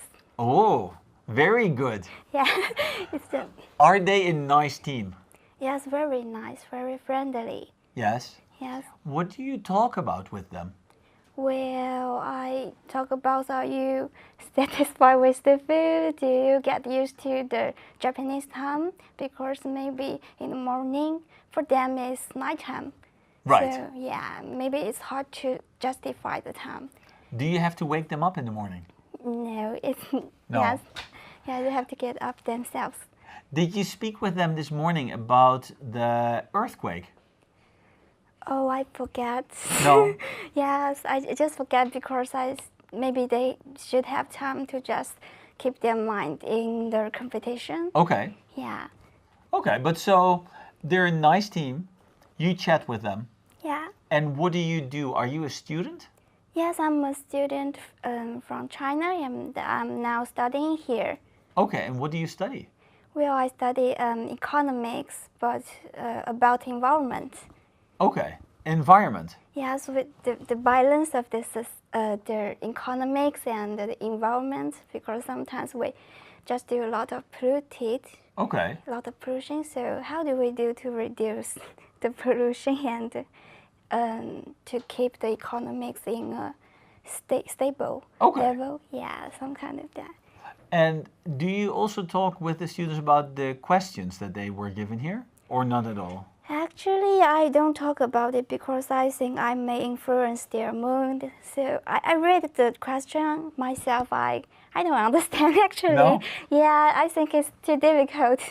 Well, they are hard questions. These are the best of the best. Yeah. And then from that group, the very best. Yeah. And that's what you have here, and that's also for the Colombian team. So, did you go on the excursion with the team yesterday? Yes. Did they enjoy it? Yes, I think they enjoy Yeah. it.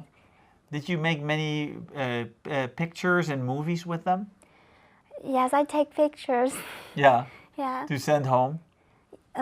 Send home. To send to the kids and to the parents of the kids, and maybe to your parents? Oh, I share it with friends and I send the pictures to them, but I don't contact with their parents. Yeah. And tomorrow there's another excursion day. Yeah. Do you know where we're going to go on the excursion tomorrow? Oh, I think maybe it's a secret. I don't It's know. a secret. I don't know. And you can looking for what where can we go? They just can imagine to think about and looking forward to it. Okay. Well, they're looking forward to it. Okay. Well, thank you so much for coming on to our show. And I'm just showing the parents at home, who is looking after their students. And I'm sure that by now the Colombian parents are going to be like, we are so happy our kids are safe. But, everyone is safe. All the kids are safe. You've seen the guides. We're not picking the best guides. All the guides are good. All the guides are great at this venue, at this competition. So we are about 2 hours and 7 minutes into the second day of IOI 2018. We're in Tsukuba. Last night we had a typhoon. This morning we had an earthquake. And right now there's some emergency going on in the ISC room. And I'm sure that just like the other two things, it will blow over and it will not be a big deal. Because so far the scores are still going up. The contest is going well. I see Richard Peng backstage having his thumbs up. So like I said, I did not jinx anything. Everything is just going extremely smoothly. What I'm going to do now is I will bring you back. I'll show you the contest hall for a minute while we change place and we bring Richard Peng back in so we can talk about the second question and maybe a little bit about the scoring before that. So we'll be back in about a minute.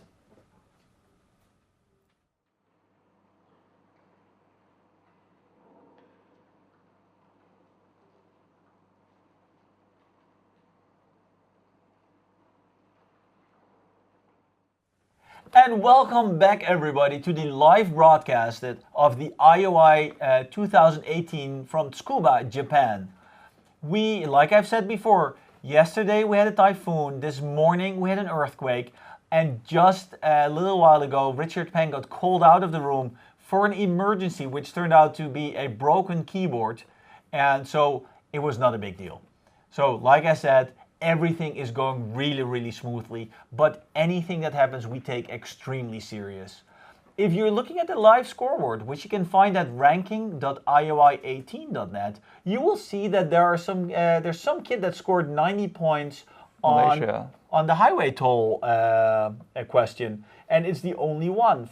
It's Z Song Yo from Malaysia, scoring 90 points on highway tolls. And now might be the perfect moment to look into this question and just discuss what highway tolls is actually about. What kind of question is it? And who better to welcome back on the show for this than Richard Peng.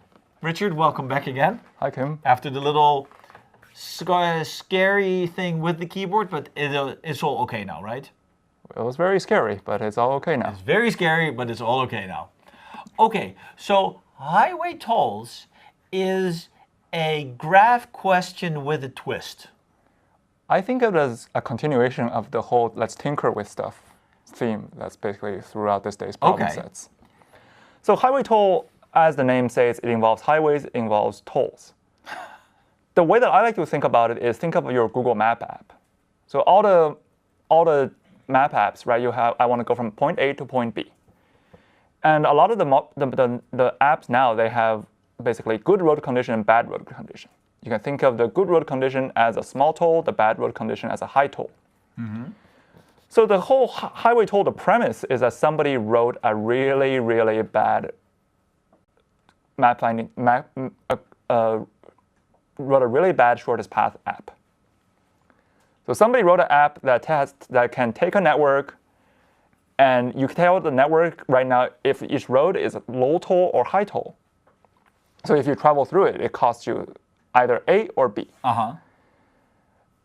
Except that this app, it doesn't let you compute from anywhere to anywhere. It just computes the distance between a certain pair of locations that you don't know about. So it's a stupid prototype.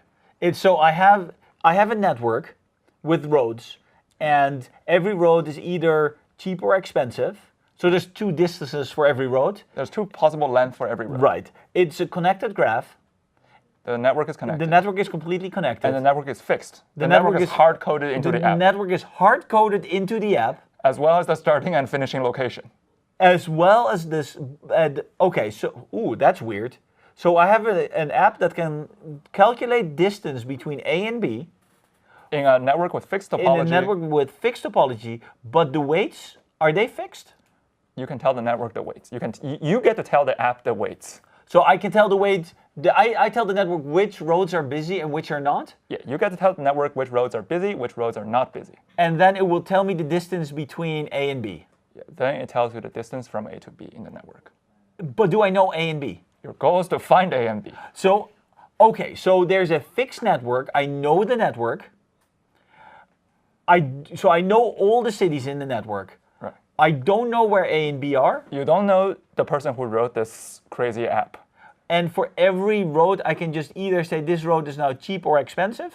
Yes. And then I ask the app developer, so what's the distance now between A and B? You got to run this app in this current crazy prototype form, and it tells you the distance between A and B. And I'm trying to infer from that which cities are A and B. Which cities are S and T. So the cities are S and T. In the problem statement, the costs of the roads are specified as A and B. A is the cheapo and B is expensive. A is the cheap one, B is expensive. But that doesn't really matter. I mean, there's just two values of it. Yeah. The important thing is that there are only two possible values for each road, for the length of each road. Right. And so you give the weights of the roads to the app, to the grader. So I tell the grader what are the weights of the roads. Yeah. The grader will then tell me what is the current shortest distance between S and T. Yes. And then I can ask a similar question again, I presume. And I have to combine the answers that I get to figure out which city is S and which city is T. Exactly. And if I screw up and I tell you which city is T and which city is S, if I give it to you in the wrong order, do you get mad? Nope. The roads are bidirectional. So right now. Okay, so the roads are bidirectional, and so if I give you the right answer in the wrong order, you're generous. You as the ISC are like, well, it's kind of hard to figure out, right? That's the problem. If I tell you that the distance from A to B is something, and the distance B to A. Right. Yeah. Okay. If I hard-coded S, or so think of it the other way, if the prototype developer swapped the value of S and T, you won't see any difference from running the app. Right. Because it's still just the shortest distance from S to T. Okay. So it sounds like an interesting twist on a theme that we've been using before. And it's an interesting twist indeed on the Tinker team where you just fiddle with it and you have to come up with a clever new type of solution. Are you happy with the results for this task so far? So if you look at the highway toll, only one person scoring 90 points so far? So I actually thought this was the hardest task on today's set. Mm-hmm. So are you impressed with this kid that has scored 90 points on it? I'm certainly impressed. I was expecting the first non-trivial scores to come in at about 2.5 to 3 hours. And there are a lot of non-trivial. Well, 51 is non-trivial, right? 51, what you do is you do a fairly standard idea that's called a binary search. Okay. So 51 is not really trivial, but it's nowhere near what you have to do. Right. Okay. So that's very cool to see. And the scores are still going up, and Benjamin is still in the lead. Although he hasn't scored in a little while. He must be working on something. It's too bad that we don't know what he's working on. My guess is working on doll. Yeah, do you think the bar chart that tells you where all the points are will now tell him, just get my score, a full score on doll? The bar chart, I haven't looked at it for a while, but I think the bar chart it's probably has swum back very heavily to doll at this point. Okay. Given how many full scores we've had on dolls. Right, so that's interesting. So what I'm going to do is we're going to go for about half a minute to the contest hole, which will give our producers a chance to just cut everything out, and then we will come back and we'll discuss the third question. So just wait half a minute or so.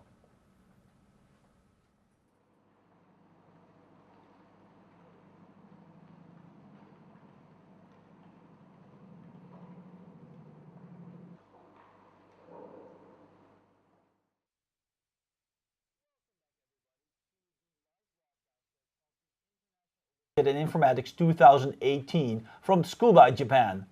Last night, typhoon. This morning, earthquake. Little bit ago, broken keyboard. Disasters are happening here in Japan. But everybody's still smiling. The contest is running extremely smoothly. So we're in a good mood.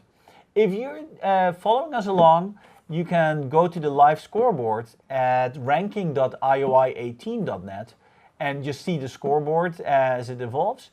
You can also go to ioi2018.jp and download the question descriptions. If you look at the scoreboard and you rank them today, if you sort them, you will see that there are a number of kids that have scored 100 points on DOL.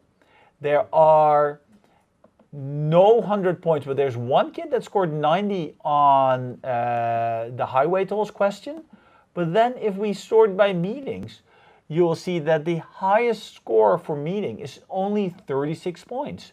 And you may be wondering, gee, Kim, tell us more about this meetings question. Why is this question hard and what is this question all about?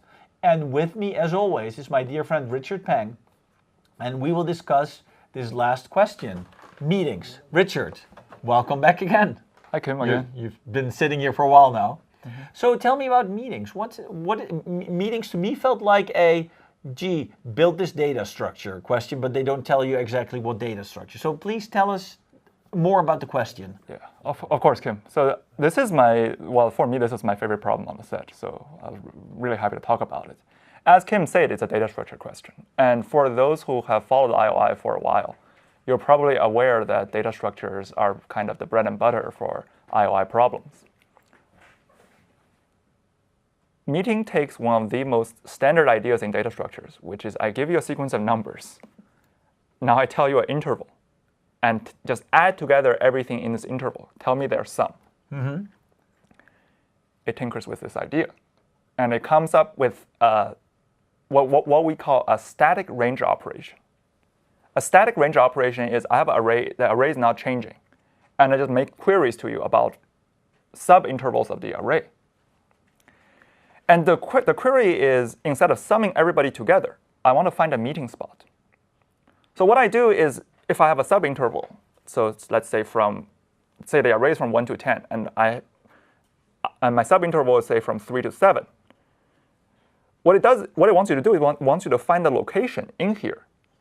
And then instead of summing the values, you sum the max between every value and this meeting spot. And you sum that together. And you want to choose a meeting spot that minimizes the sum. Right. And that's it. You want to answer about 1 million of these queries on an array of size 1 million in about a second. Well, 4.5 seconds. Right. And so out of these 4.5 seconds, how long does it take to build the data structure, and how long does it take to answer the questions? Well, you're answering about a million of these. So ideally, you would want to spend about 1 second to build your data structure and 1 second to answer everything. Okay. And so the question is, because for the viewers at home, let me just also explain how the question is phrased. The question is phrased as you have a bunch of mountain peaks, and on top of every mountain lives someone. And in this range of mountains, people are going to have a meeting, and they need to decide on where will we have the meeting. So every person has to travel to that meeting, and the cost of traveling to the meeting is equal, for every person, is equal to the highest mountain that they pass on their way to the meeting place. Yes. And the person on whose mountain the meeting is held, his costs are actually just the height of his mountain, their own mountain, even though they don't have to travel, but whatever. And so that's the story around it. And this is interesting because we've seen many range queries where you just have to find the sum indeed in something. And I thought everything we could know about range query was known when I was a contestant. So I was a contestant about 10 years ago, and back when I was a contestant, we made this huge list of something like 30 to 40 range operations. We essentially try to classify every one of them, just because how important they are to some of these tasks. Because a standard way a task comes up is a task, sometimes the way the tasks are built is, I take a data structure operation and then I write a problem around it. So when you're a contestant and you prepare for this competition, the first thing you need to really know is what are the doable range operations. Right. This one was not on the list. This one, I think for myself, this was on the not doable list. And then someone came up with the clever way of doing it. The host came up with a really clever way of doing this. And do you expect any of the students come up with that same clever way of doing it? The other cool thing is there's more than one clever way of doing this once you start understanding and tinkering with the host's ideas. The host had a fairly specific way of doing it based on a geometric view of the problem. So they actually broke down what the profile of the costs of intervals may look like. They broke this down geometrically, and then they built more geometric things on top of it. But then if you take kind of an algebraic view, you can also take this very similar ideas, but you can do it with fairly out-of-the-box tools as well. Okay. So there are actually multiple ways of approaching this problem that gets you to the full 100-point solution. And did you know that from the USA, Eric has scored 60 points on it just now? Ooh, nice. So the highest score on this task so far is one person scoring 60 points. Is 60 points really out there? 60 points is the subtask that is, all the mountains, so all the numbers are fairly small. All the numbers are between 1 to 20. Okay.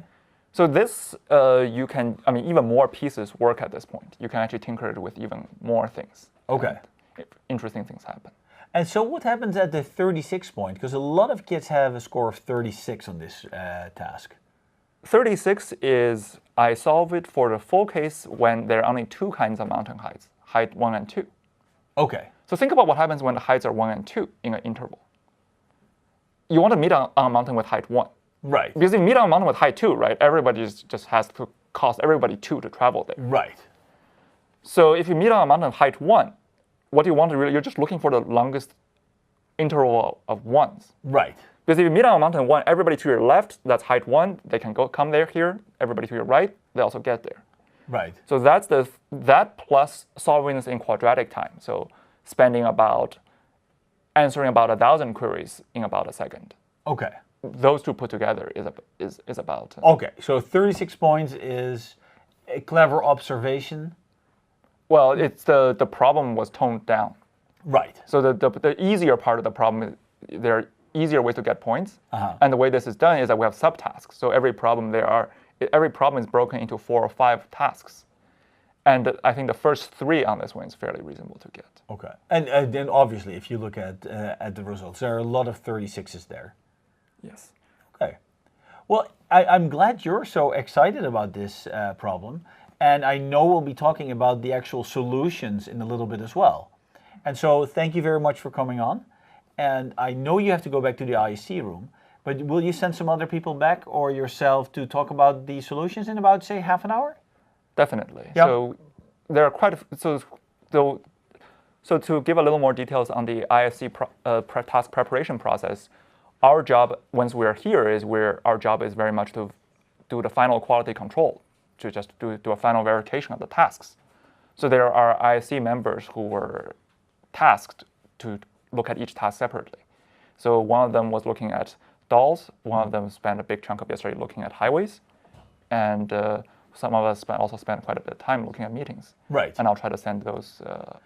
That's perfect. Thank you very much, Richard. And it's so far, I know I'm jinxing it, but so far it's going great. And we are very grateful because we're here for the contest and it would not happen without the ISC. So thank you very much. Thank you, Kim. So if you're still watching at home, and I hope you are, I can see there's 4,400 people watching now. I sometimes inflate the numbers a little bit. We still have Benjamin Chi in first place with 440 points so far, and he'll probably get a gold medal at this point. And we're hoping, well, he's hoping that he will stay in first place and that he will just score more points. There are quite a number of students that have so far scored a full mark on dolls. On the highway toll, there is one kid with 90 points already, and on meetings there is Eric Zhang from the US with 60 points. So far, kids are scoring points on everything. What is happening is basically what the ISC expected, which is great news. And we're going to go show you a little bit more of the contest hall and what's happening there and the nervousness, and then we'll bring back some more guides. And let's say 3 hours into the contest, so that's in exactly half an hour, we will hopefully be discussing these solutions with you, and we'll just do them in the same order, or unless something else happens, we'll just do them in a different order. We'll back to the contest hall.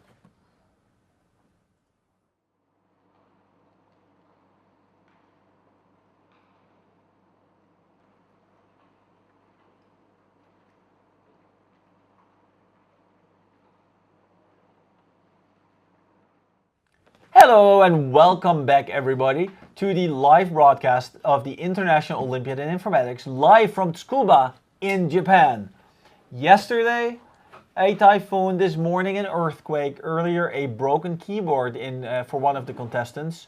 So we thought all mayhem would break loose, but nothing bad has happened so far. Everyone is prepared for anything that can happen at this event. Right now, we are about halfway of day 2, so 3/4 actually of the whole competition. And it's exciting. Ben Chi, who scored a perfect score on day 1, you may recall, is still in first place, but the other people are trying to catch up with him. And he does need to score quite a number of extra points to make it up. At Dolls, he has 53 points, but some kids already have 100 there, so it is possible. And Highway Tolls, one kid has 90 points, he has 51. And even for meeting, he has 36 and someone else has in the 60s. So this is very, very exciting. I know that there are still people at home that are asking, please Kim, show us another guide. Tell us who is looking after our contestants, because you can bore us the whole day with the questions, but we want to know about the guide. So with me, I have my friend Taco, who is the team guide for Belarus. Hello. My nickname is Taco, so today he will call me Taco. Yeah. Well, you told me to call you Taco. Yeah. Okay, so don't make this like, oh, you're just calling me Taco. You said call me Taco. Okay. So you are the team guide for Belarus. Right. Yeah. How are the students? Do you like them?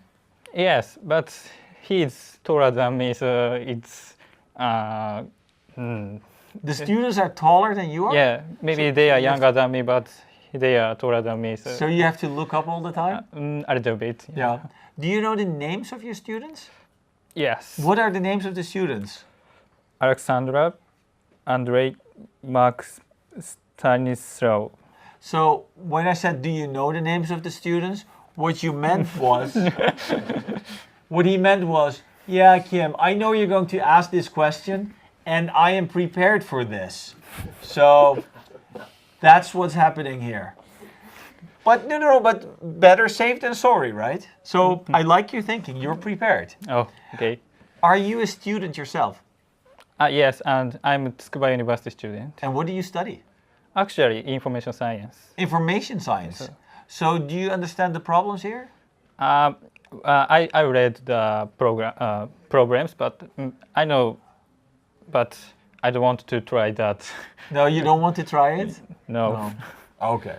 Well, you're having a good time. The students are having a good time. You seem friendly and smiley, so that's good for everybody.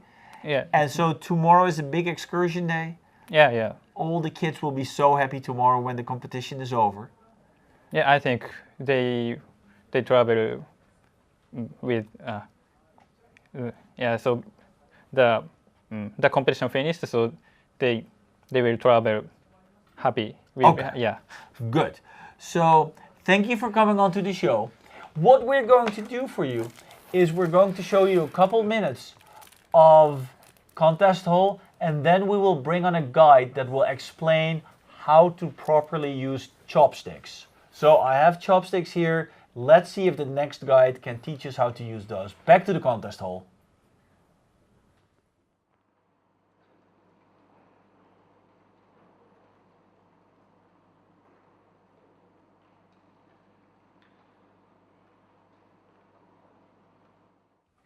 Hello and welcome back to the live broadcast of the International Olympiad in Informatics in Tsukuba, Japan.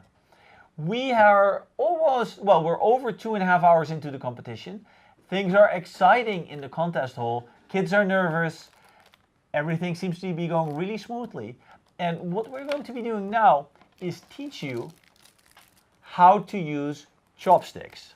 And in order to help you teach this properly, I'm not going to be doing this. I mean, I know that step 1 is to take the chopsticks out of the plastic bag. So this is my part of this job, and then I think you eat like this or something. So in order to teach us properly, I have brought with me my friend Hikari, Yes. the team guide for Italy. Yeah. Question 1 that we always ask, What are the names of your students? Fabio, Andre, Luca, and Federico. Federico. Yeah. Okay. So here are 2 chopsticks. Please teach us how to use chopsticks. Okay. What is step 1? Step 1, we use thumb and index fingers and middle finger and ring finger. So you use the thumb, the index finger, the ring finger, and well, you use 4 fingers. Okay. Yes, I think so. Yeah. And then what do you do? How do you eat with this? And moving middle finger and index finger like this. So let me try that. This is important because I've always done it wrong then, because I've always done it like this. This is wrong? Yeah, wrong. It's wrong. Why? So Yeah, let me just middle show finger. you. This is wrong. Don't do it like this. You need to have it lower. Is this correct? Yes. And then so you can go like this. Yeah, that's right. And now when you're eating soup, how do you eat soup?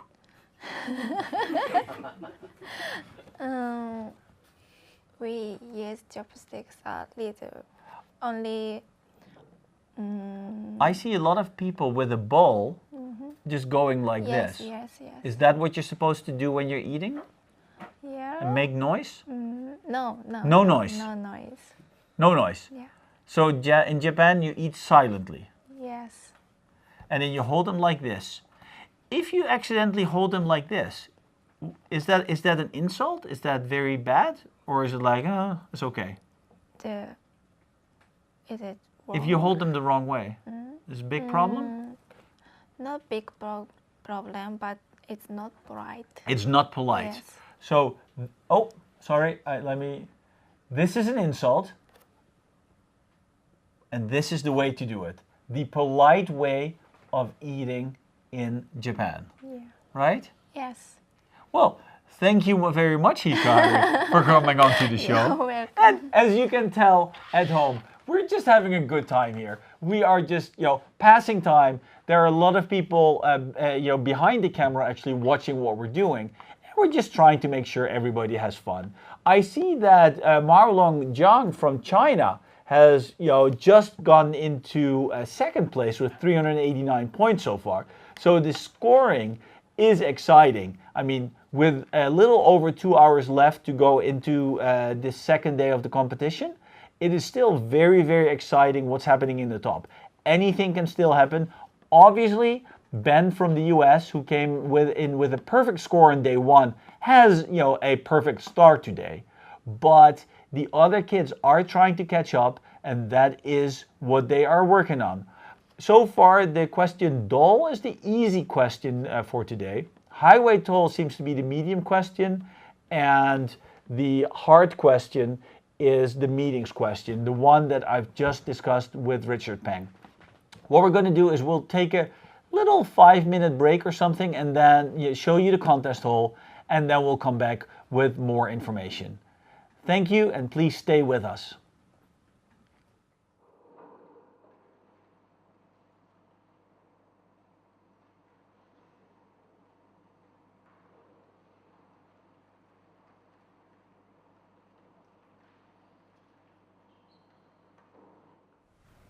Hello everybody, konnichiwa. Welcome back to the live broadcast of IOI 2018 here in Tsukuba in Japan. We are having a good time here. The contest so far is going great. Day 1 was a perfect day without any technical issues. We started a little bit late on day 1, but that is because it took a while for all the kids to enter the building. We figured that out this morning. But then there were still some kids that wanted to go to the bathroom before the contest started, and there was a little bit of a queue there. So we started about 10 minutes late, which is nothing in in the history of the universe. But so 10 minutes, not a problem. We are almost 3 hours into the contest, and if we look at the scoreboard, we see something very interesting. If you look at the top 5 scores for today, you'll see that the top 5 scores for today are basically the same 5 students that were in the top 5 yesterday. So you can follow along the ranking at ranking.ioi18.net, but the top 5 of the scoreboard for today are the 5 people that were also in the top 5 yesterday, just in a different order.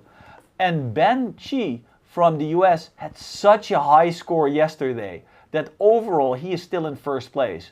But he does have to do some catching up because, as you can tell, he's only in 5th place for today. So he has some catching up to do to stay in first place. And the other contestants, boy, are they working hard right now. And remember, we see the full scoreboard. We know the position of all the kids. We know what's happening, but they don't. Every kid works completely individually. The only information that they are given is how many points are scored in total for each of the 3 tasks. And not even that, they see the percentages. So they see a bar chart, of all the points scored today, this percentage went to this task, this to that task, and this percentage to that task. So that may draw them a little bit towards the easier tasks. And it's just that little bit of extra information that we're trying to give them in order to try to prevent kids not realizing that some tasks are actually doable. If we look at the scores, you see that kids are scoring points on every task. The 3 tasks today, mechanical doll is what turns out to be, and actually was expected to be, the easy task. It's a very creative tinkering task where you basically have to write a program that creates a program that is then run by the grading system to see if it does what it's supposed to do. So very, very interesting task. Task number 2 is toll highways. This is a task where you're given a graph, and so you know the topology of the graph, but someone else, the grader, has picked 2 cities in the graph and will tell you the shortest path between the 2 cities, but you don't know which 2 cities the grader has picked. So what you can do is you can change the weights in the graph, and you can change, every road in the graph has either a low or a high weight. And so the grader will tell you the shortest path between S and T, the 2 cities he picked. And based on you just standing in different weights of the graph, you have to figure out which cities are S and T. So very interesting twist on a shortest path question. It's just looking at everything completely the other way around. The 3rd task is the hard one. This is the data structure task. This task is, understanding the task is trivial. Explaining the task to your friends, very simple. I could explain it to my parents, but finding out the clever data structure that will give you the answers as quickly as you need to be giving them to the grader, very, very hard. In fact, earlier today we had Richard Peng from the ISC here on our show, and he explained to us that he did not think that this could be done. So a couple of years ago he made a list of all the special things you could do with range trees and range queries. This was not on his list of operations that would be supported. So it's very excited. The scoring is going crazy. Everyone is working really, really hard. Systems seem to be up and running. Contest hall, everybody's sweaty, but it's quiet. We've had the people here. And we've just been taught how to use chopsticks. So I still have them. Very important skill in Japan. You need to be able to eat with chopsticks. Very important. And not make any sound while eating. And with me, I now have several team guides actually all at once that will introduce themselves to you, tell you which team they are the guide for, and maybe they will tell you the names of the students as well. So let's look at the students here. Let's start with the team guide. From the flag, it's for Sweden, I would guess. Yes, it is Sweden. What is your name? My name is May. May? Yes. And are you you are from here, from Tsukuba, or from farther away? I was born in the United States, but I moved in Japan, and I live longer here. You live longer here than Yes. in the US? Yes.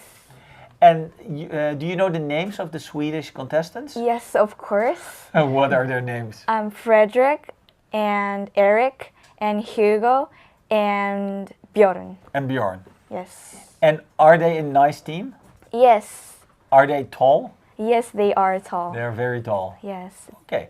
Are you a student yourself? Yes, I am. And what do you study? I study human and community services. Okay. So I don't know anything about informatics. But you know about humans. Yes. And there are a bunch of them here as well. Yes. 350 students. Yes. Okay. Well, thank you so very much for helping out here. Okay. What is your name? My name is Yoshika. Yoska. And you are the team, the guide for which country? Estonia. Estonia. And do you know the names of the students? Of course. And Martin, Andre, Thomas, and Richard. And Richard. And do you like your team? Yes. Yeah. Does your team, do they behave really well? Yes. They try to understand my poor English, so I'm glad to converse with them. And have they taught you any words in Estonian?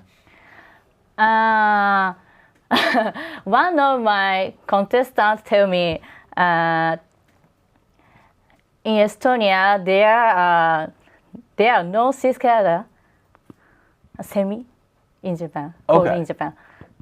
Okay. And so are you having a good time here? Yes, Yes. of course, very much. Are you a student yourself? Yes, I'm a student in university. And what do you study? International studies. Okay. And we've had someone on before that did international studies as well. I have never take part in such event. No? No. And are you, so you're studying here in Tsukuba? Yes. Or in Tokyo? Here in Tsukuba? In Tsukuba. Okay. Well, thank you so very much for helping out with us. Thank you. Now let's move on to the team guide for Israel. Yeah. Hi. What is your name? Well, my name is Kotaro. Kotaro? Yeah.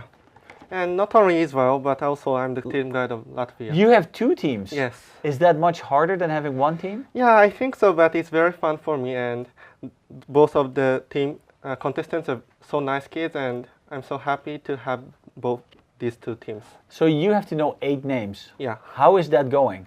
Well, remember, I try to do the conversation, then in the conversation I can know their name. Okay. Well, can you tell us their names? Yeah, sure. First Israel team is Idan, Roy, Noam, and just a moment. Very confusing 8 teams. Yeah. Yeah. Too. So I said Idan, Roy, Noam, and another one. And the other one is just a moment. It's not a problem. No. We will get to that later. Yeah, the okay. Latvian team. Yeah, Latvian team is Ilya, Roberts, Edwards, and Renats. Renats. Yeah. Okay. Are you a student yourself? Yeah, I'm studying in University of Tsukuba. And what do you study? I'm studying engineering systems. Okay. As a student of engineering systems, did you like the task today where you had to build the problem for the mechanical doll, or have you not seen the tasks? Well, I've seen the task, and I'm not have such a programming skill, but I think I can build such a mechanical doll. You could build the doll? Maybe. Oh, I like that. That is excellent. And you, sir, you are the team guide for Bangladesh? I'm the team guide for Bangladesh, and luckily I'm from Bangladesh as well. So. Okay. But do you also speak Japanese? It's been 1 year I'm here. I can speak a little Japanese as well. Okay. And you're having a good time? Yeah, I'm having a very good time here. And being from Bangladesh, remembering the names must be very easy. Of course. Well, tell us the names. So, first one is Tasmim, and then Ruham, and then Mamnoon, and Rizwan. And are they a fun team? Yeah, they're nice. I mean, they're really smart. Well, that helps. Yeah, they're really smart, and they're very nice. And since we talk in our language, it's very easy to commute with them. And right. Yeah. Okay, well, thank you guys for helping out, because at an IOI, we need so many volunteers. An event this size would not be possible without all the volunteers. All these students, 350 of them from all over the world that come here, have to be guided. We have to know where they have to go, and it is a big event that needs a lot of people. If I look at the scoreboard, I don't see any changes, but I see an ISC member that is ready to discuss a question with us. So what we're going to be doing is we will show you the contest hall for about a minute while we take the guides away, send them back so you can prepare for your teams, and then we'll bring Mr. ISC back on and we'll talk about the solution to one of the questions. So stay with us.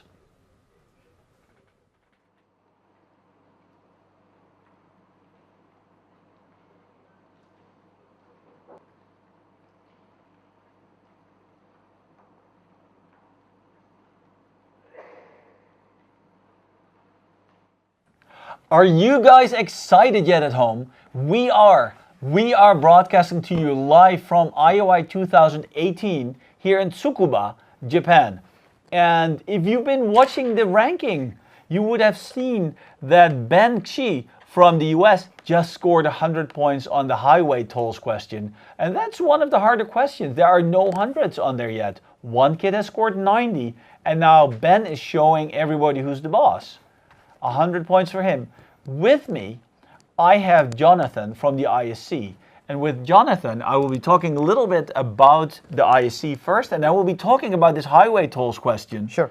So we can see what Ben has been doing and which ideas he must have had. Yeah. Jonathan, thank you for coming. Welcome on the show. Thanks for having me.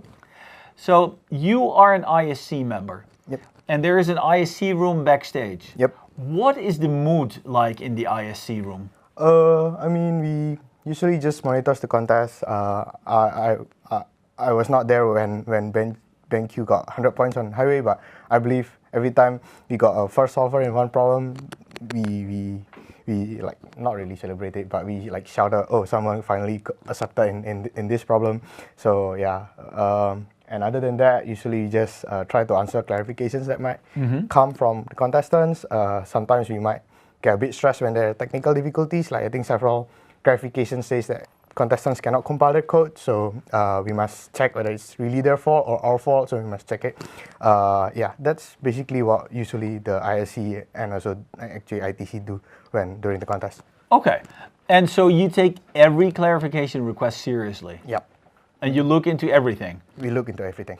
And earlier there was a keyboard issue? Yes, there's a keyboard issue. But that has been solved? We moved the contestants, and we probably will give some extra time for it because yeah, it takes some time for the contestant to move. So yeah. Okay. We move it by relocation. The keyboard is just broken. It happens, right? Yeah, you have 400 computers, one keyboard is supposed to be broken. Yep. Okay. So highway tolls. Let me just recap the task quickly. So highway tolls is a question where you are given a graph with a fixed topology, so you know which cities are connected by what roads, but what you don't know is that the grader has selected 2 cities, and you don't know which 2 cities these are, and you have to find out about it. And the only question you can ask the grader is, what is the distance, the shortest distance from S to T? So those are the 2 cities. We'll call them S and T. And then obviously you would be like, well, Kim, you would get the same answer all the time. So the extra thing you can do is every road in the network, you can assign a weight. But you can only choose from weight A or weight B. So light or heavy, low or high. So you have to assign a weight to every road in the network, and then you ask the grader, please grader, tell me, what is the distance now between S and T? Because you know the topology, and because you can put these weights in and ask all these questions, you should be able to figure out which 2 cities the grader has picked for S and T. Now, it's obviously a hard question because there's only 100% so far. So, Jonathan, did you find this a hard question? Yeah, I think it's relatively harder than all. So we expect that probably I can't really say how many will solve it, but yeah, it's the second hardest problem in today's context. So probably most of the people will solve door first, and then probably highway will not be more than 20 people or something. Okay. Yeah. When looking at this question, what are some of the key observations as a student that you should make?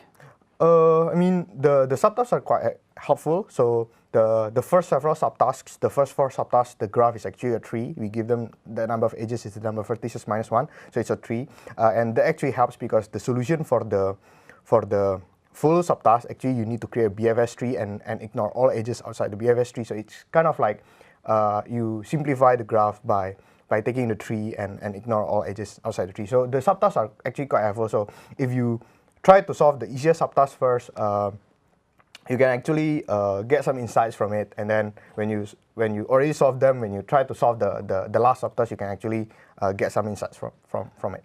So it actually makes sense to work on some of the easier subtasks first, and then reuse your insights. Something like that, yeah. Okay. So tell me about the easier subtasks. Okay, sure. So yeah, as I said before, the easier subtask is a tree, and even the easier, I think is it the first 2? Yeah, I think the first 2 subtasks, 1 and 2, one of the node S is given, so we can create a rooted tree from that node. So it's a tree, and we are given S as 0, so we can create a rooted tree from 0. And then let's say we query with all light edges. Then we know that what is actually the path, the path from S and T, which is the answer returned divided by A. So we get what's the distance from S and T. So we know what the depth of T is in the tree, and we can do binary search. So we know what are the possible list of vertices of T. We can do a binary search to get what is actually which one is actually the T. Okay. Okay. And yeah, for the next 2 subtasks, 3 and 4, which is still a tree, but S is not given, you can actually find a bridge that connects S and T. So yeah, and then once you get a bridge, you can disconnect the two trees. One of them has S, one of them has T, and you can let's say the bridge connects U and V. You can know what's the distance from U to S and V to T, and then you can do the same thing similar to subtask 1 and 2, because now you have 2 trees, you know the root, and you know the distance from U to S and V to T. So you know the distance from root and the nodes that you're going to find. And then for subtask 5, it's a bit different because, yeah, probably I should say subtask 5 is the subtask that doesn't really help you to the last subtask, because it says A is equal to 1, B equals to 2. And some people might a bit weird, so like how come a special case of A and B helps you? But it actually helps because in here the observation is one of them is odd, one of them is even. So A is odd, B is even. So what you can actually do is you can separate the nodes into 2 sets. Let's say let's not use S and T, X and Y. And then what we can do is we assign all edges that are in the same set. So let's say if 2 nodes are both in X or 2 nodes are both in Y, we connect them with even weight with B. And if it's not, then we connect them with A. And when we query to the machine, we know if it gives us an odd number, it means that S and T is actually in different component because it needs to go through an odd numbers of A. So it means they are in different components of X and Y. So we can actually take advantage of that. And then yeah, we can do binary search on it. And then for the last subtask, again the observation is we find a bridge. So it's a graph. So it's a bit tricky to find a bridge, but we can do it. And then once we get a bridge, again, assumes it connects U and V, and then we can build a BFS tree from U and from V, and then we can, again, the idea is similar, but it's a bit complicated since it got several edges, several cycles, so you need to be a bit careful about how we construct the tree and making sure the edges that are not in BFS tree are set correctly the weight. But yeah, we can create a BFS tree from U to V, and then we can binary search again to find S and T from U and V. Yeah, that's the whole idea. You're going through this very fast. Okay, sorry. So no, but that's okay. That's okay. That's the overview. So let's go back to the very beginning, because that's that's a good place to start. Sound of Music. So the first subtask is S. Yep.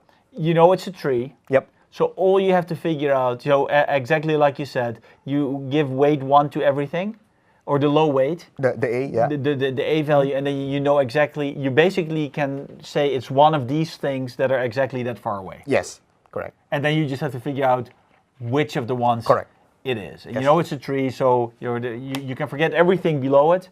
Yep. And you're just looking at this little star. Yeah, you can make it a rooted tree, so that S is the root.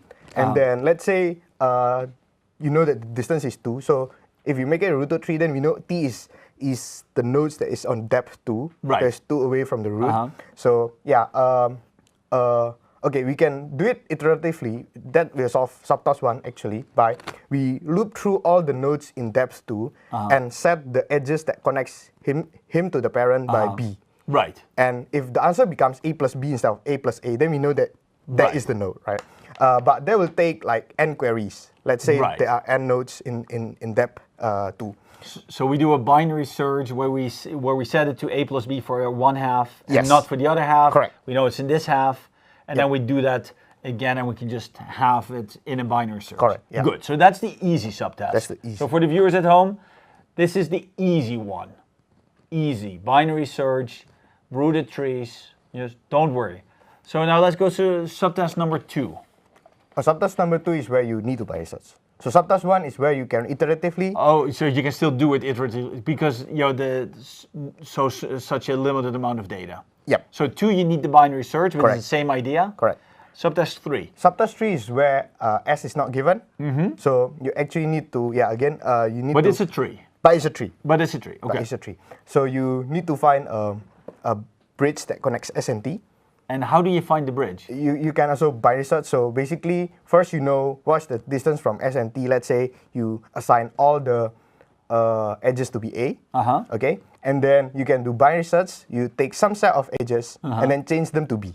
Okay. If the shortest path change, then at least one of these set of edges are a bridge of S and T. Right. Right. So you can do binary search. If the shortest path is still the same, then the answer is not in that side. There's no bridge in that side. So you can find a bridge in log n number of queries, right?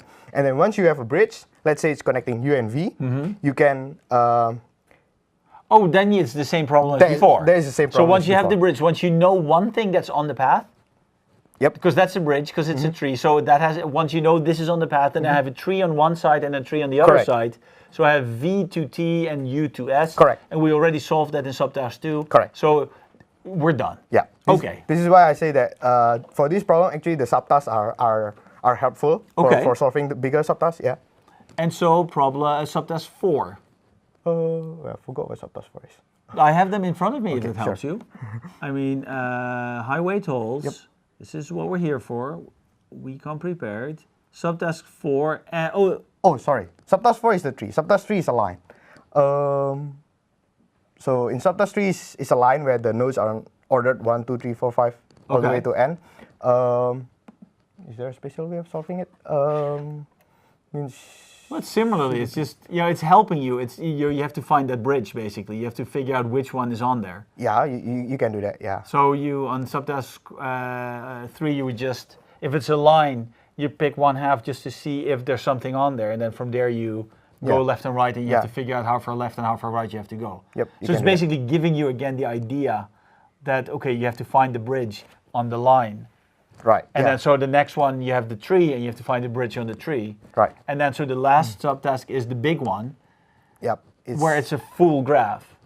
Yep. And so what's the key there? How do we start there? Yeah, again we find an edge that is now it's tricky because there might not be one single edge that is a bridge. Like S and T can be connected with different parts and both of them might be the shortest part. Like there can be 2 parts that have the same distance and there's shortest distance. So we just find one of them. We just find one edge that is in any shortest part.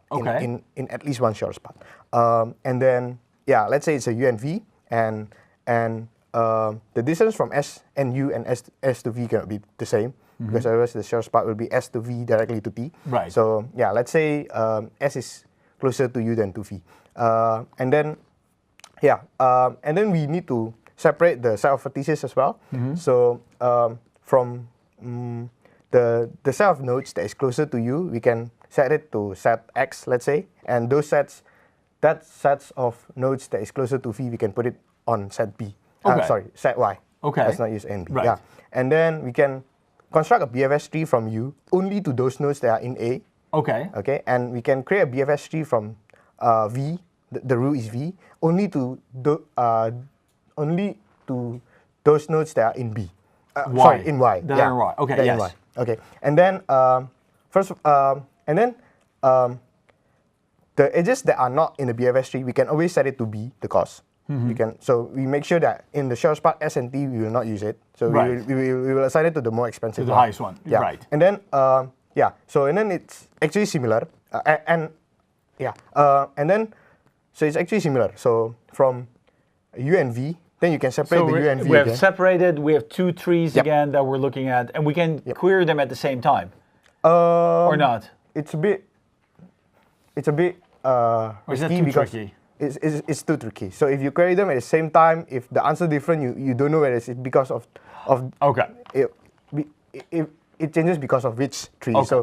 So yeah, the solution is to just keep one of them first. Like let's say one of them, just keep them all B, and then you Right. modify on one Left set. until you found it. Yeah. So if the answer change, this thing causes a change, Okay. and you know how to binary search, like which direction to turn when you binary search. Yeah. That's Well, that's basically good. the solution.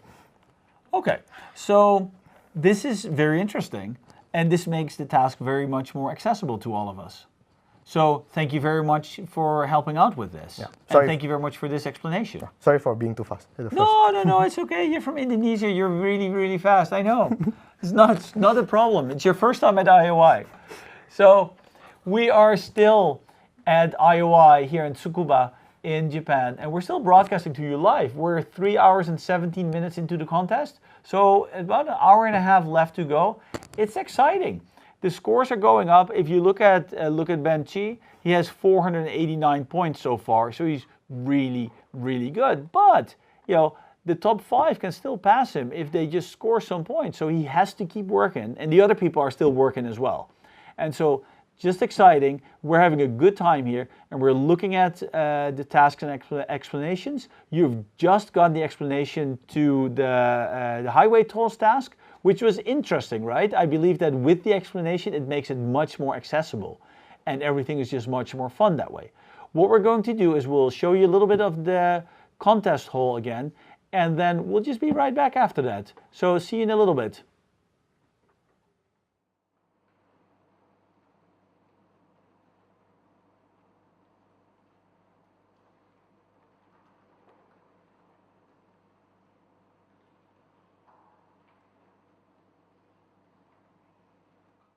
Hello and welcome back to the live broadcast of IOI 2018, brought to you from Tsukuba in Japan.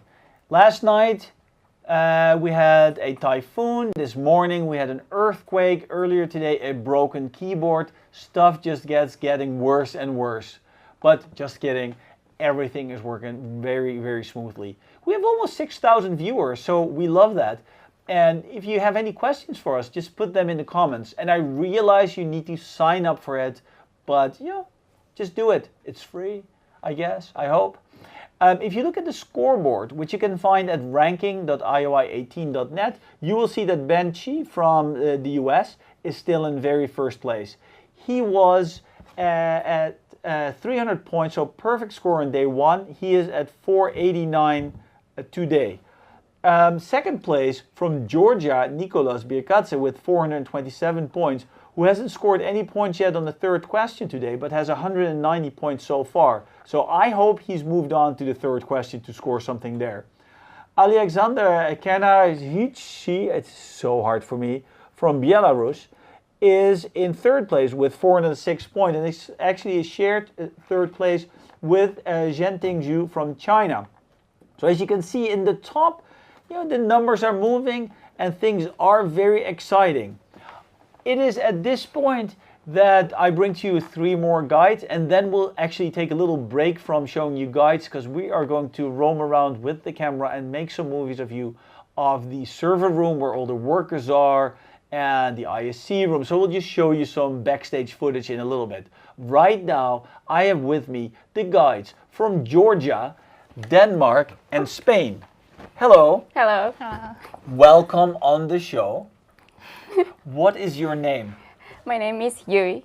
You? Yui. Yui? Yeah. And you are the guide for Georgia. Yeah. Do you like the Georgian team? Yeah, I like. They Yeah. are so kind. Do you know their names? Yeah, of course. Of course. Of course. What are the names? Yeah, and Nicholas, and Gear, and Alexandre, and Vanna. Okay. Oh. Well, and you are happy that Nicholas is in second place. Yeah. It's very He's great, exciting, yeah. good news. Yeah, he's great. And you are the guide from Spain. Yes, Spain. What is your name? My name is Yukiko. Yukiko? Yes. And do you know the names of your students, Yukiko? Yes, yes, of course. Please tell us. Javier, Max, Felix, Alexander. Thank you very much. And now we have the guide from Denmark. Hi. Hello. What is your name? My name is Lawrence. Lawrence? Yes. Welcome, Lawrence. What are the names of your students? From Denmark. Yes. Alexander, David, Christian. Oh yeah, and Alexander, Christian. Yeah, David.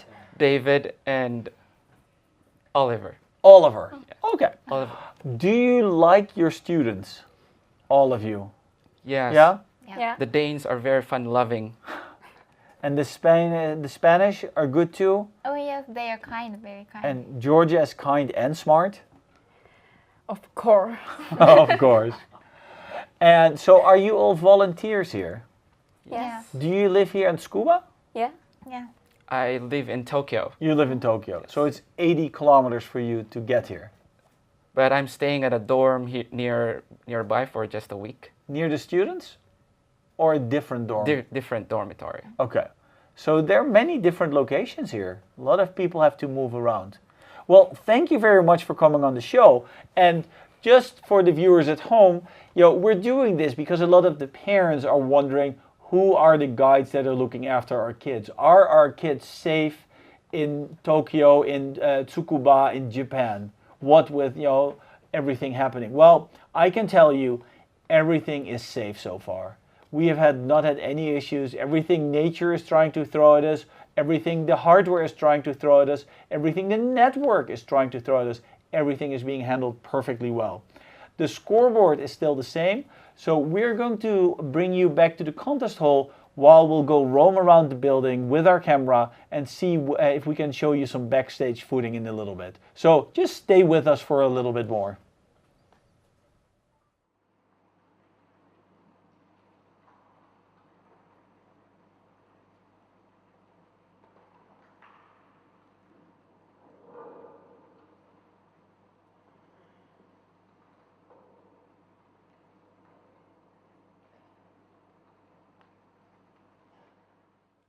Good afternoon, everybody. This is Kim, still reporting from the International Olympiad in Informatics in Tsukuba, Japan. We're having a wonderful day here. We're actually having good fun here. The room has emptied out a little bit since all the guides have now disappeared. So it's back to peace and calm. And so we can do some serious talking again. We have a scoreboard that, I don't know if you're following it, but at ranking.ioi18.net you can see the live scoreboard. And currently, Benjamin Chi from Japan, the US, is still in first place with 489 points. He had a perfect score in day one, and so far he is the only person to have a perfect score on highway tolls. So that was a task that we've just discussed. The hard task today has a couple of 60s, but nobody has moved up to the 100s yet. But the mechanical doll question is obviously the easy question of the day. And easy for these kids still means very, very, very hard. With me now, I have an ISC member that will actually help us with the explanation of mechanical dolls. So if you haven't done so yet, go to ioi2018.jp, download the task description, and remember, they're there in many different languages, not just in English. But you may want to pick the English there because we'll be using the terminology that is used in the English question. And just click on the task. There's a link above you where you can click to go to the task website and download the task so you can walk along with us while we go over the task. So welcome on the show. Thank you for coming all the way down. Let's go over the mechanical doll task first so that the people at home know what the task is about. Yes. And so mechanical doll is, you're building a doll, a machine. Yes, correct. And the machine consists of two types of equipment. Yeah. And one type is basically a type that you just have to touch all the time. A trigger? A trigger. So when you hit a trigger, it actually triggers, let's say, a certain movement on the doll. Yes. On the doll, something happens. Yeah, something happens. The light turns on. Something happens. Yeah. And the other is a switch. Yes. And so what's happening for a switch is basically something. It has an input, and it has two outputs, and so let's call it a ball. So a ball comes in, it goes out the first output. But then it switches, it flips to the other one. So the next time the ball goes through a switch, it goes out through the other one. Yeah. And then when it goes out through that, it flips again back to the original position. And the triggers don't do anything. They just have a single output. Yeah. Multiple inputs. Yes. And a single output. And a single output, yes. Okay. And you are given the triggers and you're told you have to touch these triggers in this order. Yes. And in the harder task, you even have to touch several triggers multiple times.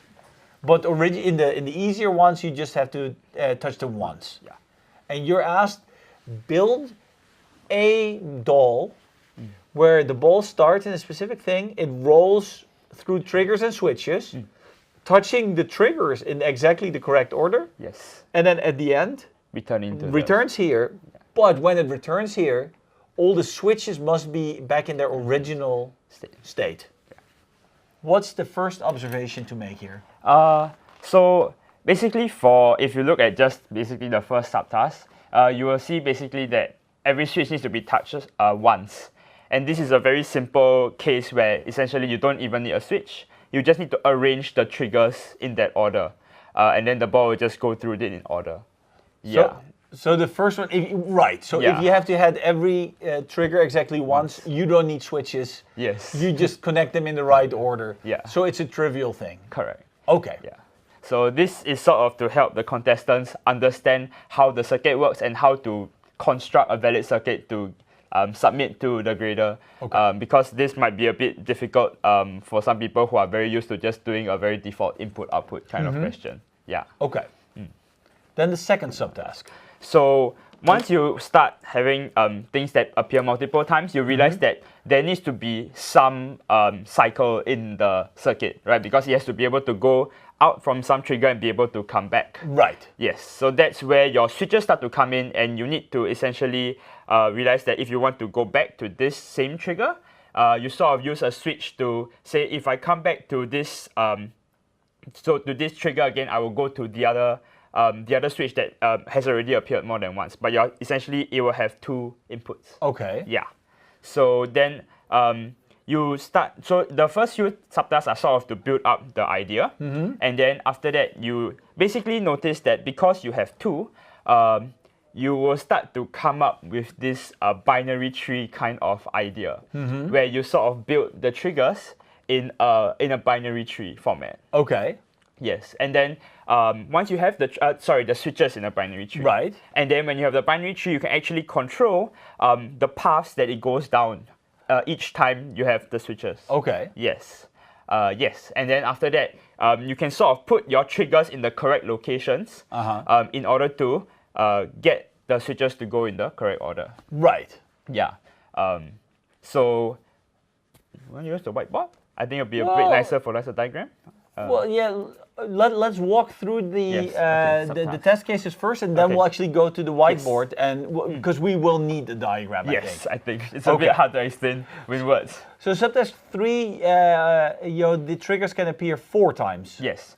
So if the triggers can appear 4 times, then you only need basically 3 layers of the switches, and then you realize that you can get it through because you only need to make each trigger have 4 unique paths going to it. Okay. Basically. Yeah. Okay. Yes. And so then you're quite there already. Yeah, you're almost there already. So it's sort of helping you build up to the idea. Okay. Yeah. Then for subtask 4, n equals 16. Yes. So for n equals 16. And what is n? So n is the number of triggers that you have. No. N is the length of the sequence that you have to produce. Yeah. So you can actually construct this manually. Basically, if you know that you only need to construct 16, you can sort of draw out the tree yourself and be able to draw out the full tree for 16. Okay. And this actually already involves the optimization you need for the last subtask. Okay. Yeah.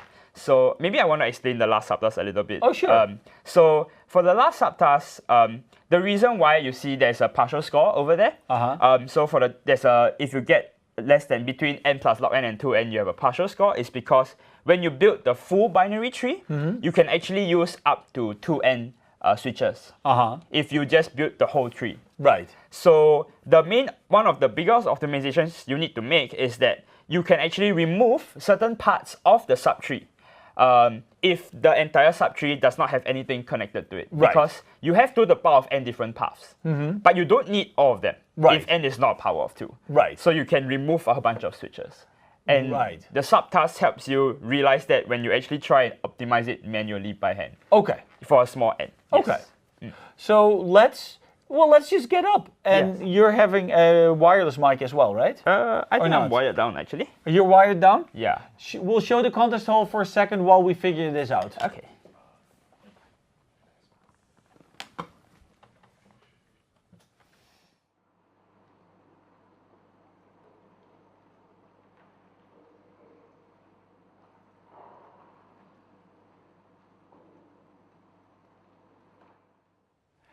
Welcome back, everybody. We are still discussing the problem about the mechanical doll, but we decided that we actually do need a whiteboard to explain this to you. So with me is still Wei Lang Yes. from Singapore. Yeah. And we are looking into a mechanical doll that consists of switches and triggers, and a switch is something, a ball comes into it. It exits this way the first time, and the second time it goes the other way. So it will just keep ping-ponging. And a trigger is something where the ball has to get into, and then it exits it, and then you have to do something else with it. Show us what we can do. Okay, so as I explained earlier, so we want to have a sort of a binary tree kind of configuration. So if we have a switch, basically with 2 outputs, we can actually connect it to 2 other switches. Right, and then we can sort of iteratively construct this tree over here. Okay, so there we have a binary tree, and if let's say for example we have this configuration, okay, we can sort of figure out what order every path is going to go down in which order. So for example, we will know that the first time it goes down, it will actually go down this path over here. So this is the first path, and then after that everything here will switch, and then the second time it goes, it will actually go down here. This is number 2, and then we can slowly figure out what is the order in which the switches will be triggered in this format by just we can sort of figure it out by hand, or we can do it within the program. Well, let's just, because you draw it very hard already, so you're starting with 3 levels. Okay, let's do 2 levels.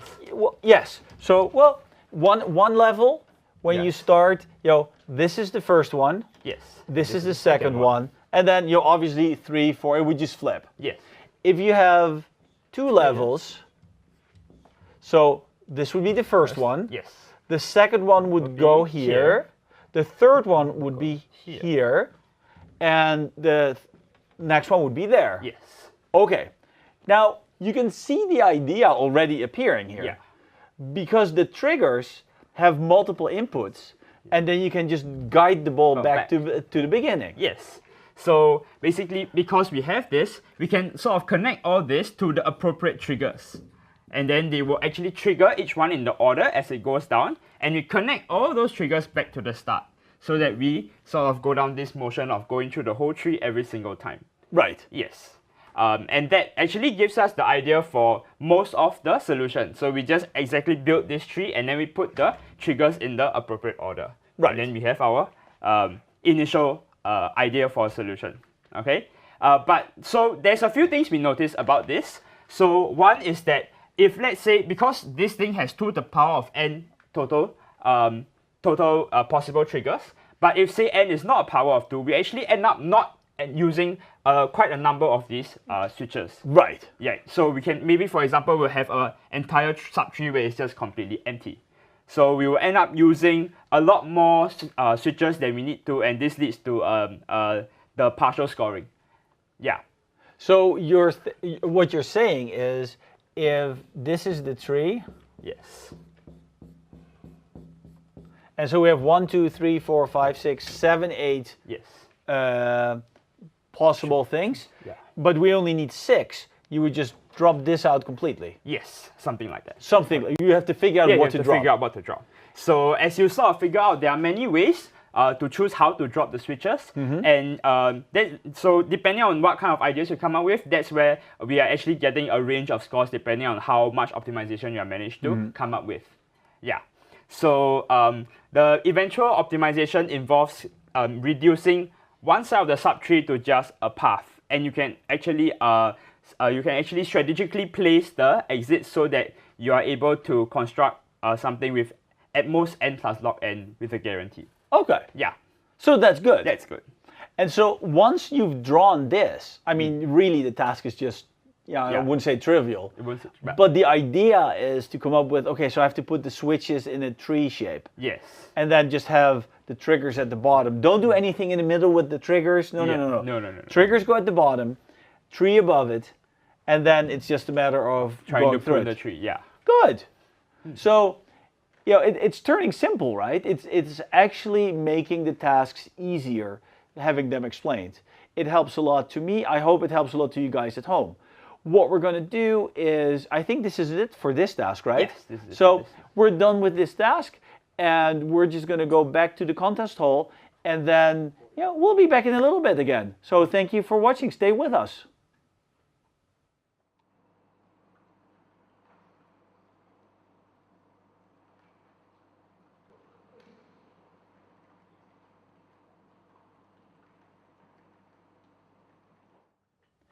Hello everybody, and welcome back to the final hour, actually the final 45 minutes of IOI 2018, broadcasting to you live from Tsukuba, Japan. We're very, very happy to be here. Today has been a wonderful day, just as the first competition day. We were a little bit worried with the typhoon yesterday, followed by an earthquake this morning, followed by a broken keyboard in the first hour of the contest, but everything has been going really, really smoothly. None of these things appear to have been an actual problem. The typhoon was no big deal, the earthquake was no big deal, and the keyboard was no big deal. If you look at the live scoreboard, you will see that there are 45 minutes left, and in the top is still Benjamin Chi. So the kid from America is still in first place. He had a perfect score on day 1, and he isn't there yet today. Far from it. But he has a perfect score on problem 2, and so far I think he's the only one that has a perfect score on the second problem. But he still has to pick up some points because there is still space for some of the other people in the top 5 to pass him. We've discussed the problems, we've discussed some of the solutions. We've actually gone backstage, and we'll have some footage of that in a little bit, of the workers. We've spoke about these yesterday, and some of the ISC room where everybody was relaxed. And right now with me, I have Bernard Blackham from the International Technical Committee. And welcome again, Bernard. It's always fun having you on the show. Always a pleasure. I mean, we've been knowing each other for many years. We do this for a long time. Yeah. And that's one of the fun things of IOIs, that you know the people, and they're all friends, basically. Yeah. Right. It's quite interesting. The IOIs where I've been to, where there's been a lot of work to do, you lose out on that social aspect, whereas when everything goes smoothly, you actually get the time to kind of make friends, keep touch with old friends. Right. Yeah. And they're friends, but it's also family. Family as in, you accept people for who they are, and you're like, but they have good qualities too. Yeah. And so there are no barriers. Yeah. Right. No barriers. So you are in charge of all the technical stuff, and technical is anything that's not hardware related. Technical is anything that's not scientific related to the tasks. Not scientific related to the tasks. Yes. But also you don't know anything about the switches here. So the technical committee as a whole has kind of oversight over the network infrastructure and all those things, but me personally, you don't. I don't. Okay. So on day one, let's talk a little bit about day one. There were some swapping issues. Day one had a few fires, and they were mostly all the same issue, which was the default installation of the software we're using of Ubuntu comes with a swap file configured, which is how computers have been for the last 35 years. Right. Because there's back in the day, that computers just didn't have enough memory to do everything this much memory, you needed a swap file. And now we have this much memory. You just don't need a swap file. Right. But computers still have it by default. Okay. So this was in the default configuration. We've observed problems in the past where the grading software has to have swap disabled because we have memory limits that in each task that say you may not use more than X amount of memory. And the way that the sandbox computes that is a bit roundabout. It says how much actual memory are you using? But the sandbox will allow you to push stuff out into the swap file as a backup, and then it won't count towards your memory limit anymore. Right, so that's unfair. It is a little bit unfair, but it's actually not unfair because you don't want anything to go to swap because as soon as you do, your program's going to time out. It's too slow. It's way too slow. Okay. So the advice we always give to hosts is to always disable swap on the graders. But that was a bit too specific. So the graders have been fine, and the judging has been fine because there were no swap file present, so that's all good. But on the contestant machines, the swap file wasn't disabled on day one. And again, normally this isn't really a problem. But there's another thing that we've done in recent IOIs, which is Linux has a default stack size limit. So if you overflow the stack, you normally hit the limit. Right. For IOIs, it got a bit complicated to say you have a memory limit of this much, but your stack is only limited to this much, but the sum has to be within the total. It just got too complicated. So the solution for IOI was to say, well, let's just disable the stack limit. Completely? Completely. Okay. And so you can use, if your memory limit is 256 megabytes, you can use all of that as heap or all of that as stack. Right. And do whatever. Yeah. It's your memory. It's your memory. Good luck. We don't care. Okay. And this has been in place for a few years.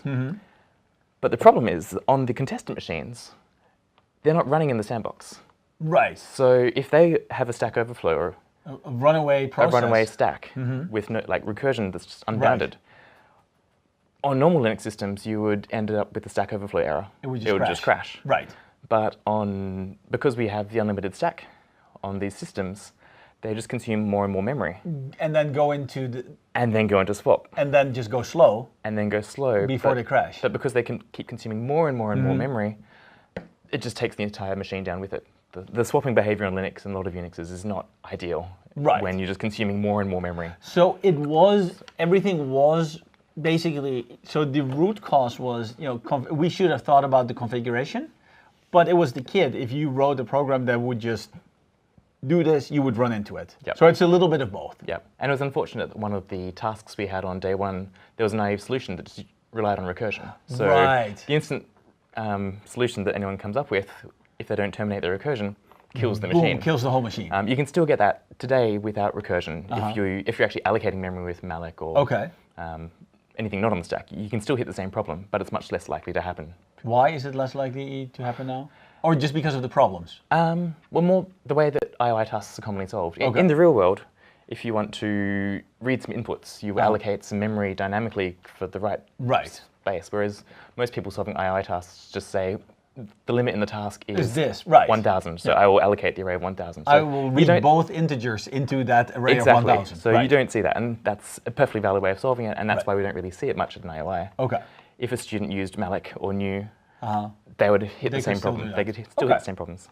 And so what did you do today? Did you disable the stack on the machine? So today we still have the same unlimited stack, but we disabled the swap file on the machines. So the behavior today is that if the student's program runs out of memory, the Linux kernel has this out-of-memory killer, the killer they call it. Okay. And it's got some very clever heuristics that have evolved over the time to figure out I'm out of memory, what should I do? Right. And the ideal scenario is it says, well, here's a process that just started running 3 seconds ago. It's consumed all of memory. Yeah. That's a pretty good candidate, and kill it. Right. Without going to swap first. Yeah, that's good. And that's what's been happening today, and we haven't seen any problems at all. So perfect. It's been very smooth. Have you seen any other problems today? We've had a couple of requests come in for various technical issues. So the kids, just for the viewers at home, the kids are allowed to send a clarification request, and a clarification request can either be a scientific request, a question about the questions. I don't understand something, but you can't just ask, I don't understand something. You have to ask a yes/no question. So you can ask a question to the scientific committee, and you'll get this answer yes, no, or no comment. And no comment usually means, read the task or read it again. But for technical issues, you're actually allowed to ask open questions, and they end up with you. And we've only had a small handful today, and we want to be absolutely certain that our environment is solid, so we investigate these quite thoroughly every time they come in. But all of the requests that have come in, it was the student doing something slightly wrong, or they're in a slightly unfamiliar environment. So we haven't found any issues yet with our own system. We're still being very vigilant, but so far it all looks good. And are students still using code blocks today, or did they all move away from that after day one? Some of them are. We've recommended that if they want a reliable environment, either don't use code blocks. Some of the recommendations are just disable all the plugins, because almost always it's some buggy plugin that causes code blocks to freeze. But a lot of students, I believe, probably have changed to another IDE today. Okay. So, do you keep track of that or not? Do you monitor the students' life? That would be really interesting to know. Some IOIs do kind of keep very close tabs on what the machines are doing. Right. But here you don't? Here, not sure. Well, I should find out. Yep. You should find out while we actually go back to the scoreboard where the score is still the same. It's still the same ranking. Benjamin Chi is still in first place. Jentin Zhu is still in second place. And Nicolas Birkadze is still in third place. So it's still exciting. Many things can still happen. What is going to happen next? I have my friend Kuba standing behind the camera right now, ready to explain the third and final task to you all. So what I'm going to say is I'll say thank you to Bernard. Thank you, Bernard. Thank you, Kim. And we'll go to the contest hall for 1 minute while we switch the people around here, and then we'll just continue and be right back.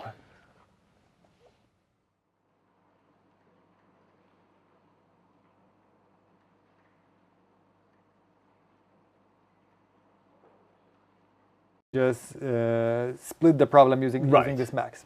So what we're gonna do, and I'm only gonna provide like a high-level idea, is that we're gonna find the maximum in the whole range of mountains. Okay. And then we're gonna build a Cartesian tree. So basically, I find the maximum, I put it in the root, and then I build it recursively for the left and the right side. Okay. So on the left side and right side, I find the maximum. I make those nodes the children of the max, and then I recurse. Now, because the heights are low, my Cartesian tree is also going to be low. Okay. Because like every time I go up one level, I'm in a node which is higher, and I only have 20 different heights. So, using this idea, I can pre-compute the answers for the nodes of the Cartesian tree. Let me maybe draw this. Okay. Oops. So I have the whole range here again. This is the maximum. This is the maximum mountain, and then let's say here is the max on the left side, and then this is the max in between. So I have this tree, and now I'm going to say that it's of course it's continuous, right? Right. There are some subtrees here. Now I'm saying that each node actually represents the interval of everything that's below it. It does, yes. So if I look on this solution, I can actually use the very same idea to compute the answer for every node of the Cartesian tree. Okay. So I look on this node, I know what would be the cost of this meeting if everybody met here, and then I can also use the answers for this part and this part to aggregate the answer here.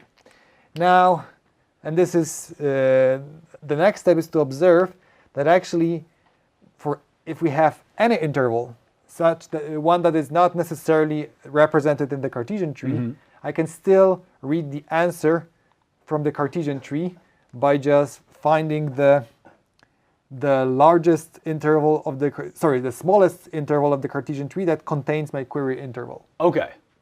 So that's the high level idea. And then, so this is something that allows you to solve subtask 4. Okay. And then for the 5th subtask, you build the very same thing, but now your Cartesian tree is high. And then what we usually have for the hardest subtask, then you need to extend this by some data structure tricks on trees in order to get this running, not in the time that's proportional to the height of the tree, but in just logarithmic time. Okay. Well, let's sit back down. And Richard Peng, who we had here earlier, said that he thought this was by far the hardest problem of the day. Oh yeah. Do you agree with that? Well, I agree. We still don't have 100 points. No one has scored 100 points in it so far. Yeah, which is it's not a surprise. We realize it's a very hard problem. Also because the kind of thinking is non-standard, which we like. I mean, it's it's a data structure problem, but it's not the kind of problem that when you've solved 100 of them, it's just similar to everything you've seen. Well, that's exactly what Richard explained. Richard explained that quite often problem setters, they start with a standard operation on the data structure, and then they come up, little twist, and we'll call it a problem. And he said that in his list and his mind of anything you can do on ranges, he's like, this had never occurred. Yeah. He thought this was impossible. And now he's like, it's actually possible. But he told me that he spent 2 hours fiddling with it and just trying to get it right, because there's so much complexity going on just in the coding as well. It's very much a coding issue. Yeah, so there are many difficulties. Like, first you need to come up with a solution, and then even implementing it is really non-trivial. Right. So thank you very much for this explanation. So on the ISC, you have a couple of more minutes for us, or do you have to go back up? Okay. So have there been any issues happening today? No, it's been very smooth. Like, the most serious we've received or we've seen are some questions about mechanical dull that we've just clarified. There were some parts of the scoring system that were not maybe crystal clear. Okay. But this is like the worst we've seen, and we've published announcements. And how many now? Because there were no announcements on day one, right, by the ISC. Well, there were none about the tasks. Yes. Okay. So I think we have 2 about that, but all of them are very minor. Okay. So things where you would be like, we're announcing them because we want kids not to worry about it. Yeah, it was some very long description of the scoring scheme, and we're just making it very, very clear now that this is what we mean. Yeah. Okay, so that helps. And so in the ISC room, is the ISC of the exact same composition every year, or does it change over time? Oh, it changes. So ISC consists of people from, let's say 3 sources. So first of all, there are members representing the host countries. Okay. So we have members from Azerbaijan and Singapore. And I saw Iran from last year as well? Yes. So it's past and future hosts, and some from Japan, I presume? Yes, of course. Okay.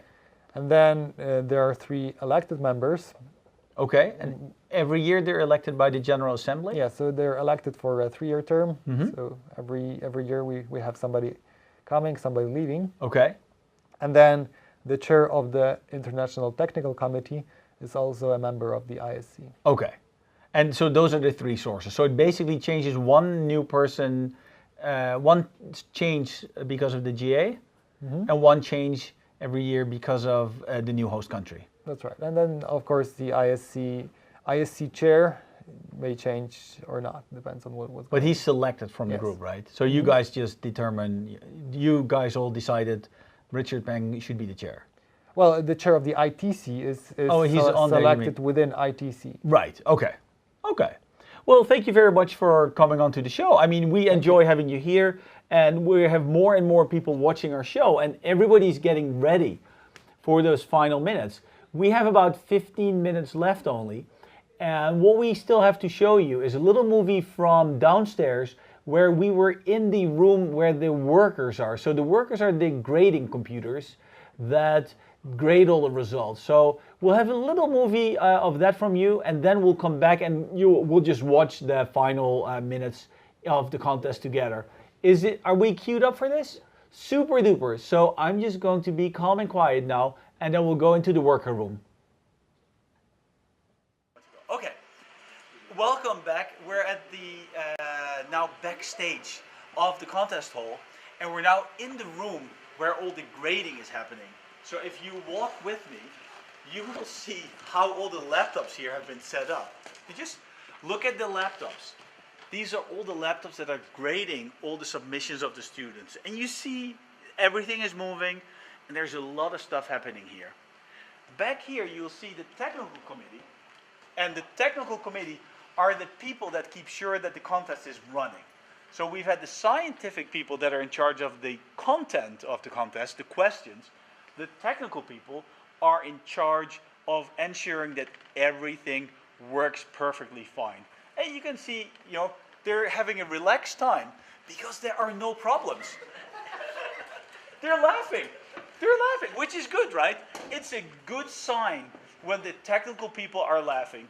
And we have enough computer power here to power a small city or a large company, I think. And are you guys happy? Yeah, for today happy. For today you're happy? Yes. Do a little wave at the camera to show that you guys are happy. Yeah. So the people at home know exactly what's going on. So thank you very much, guys, for allowing us back here. I know you're busy, so we will leave again with just showing all the laptops here. Look at all this power.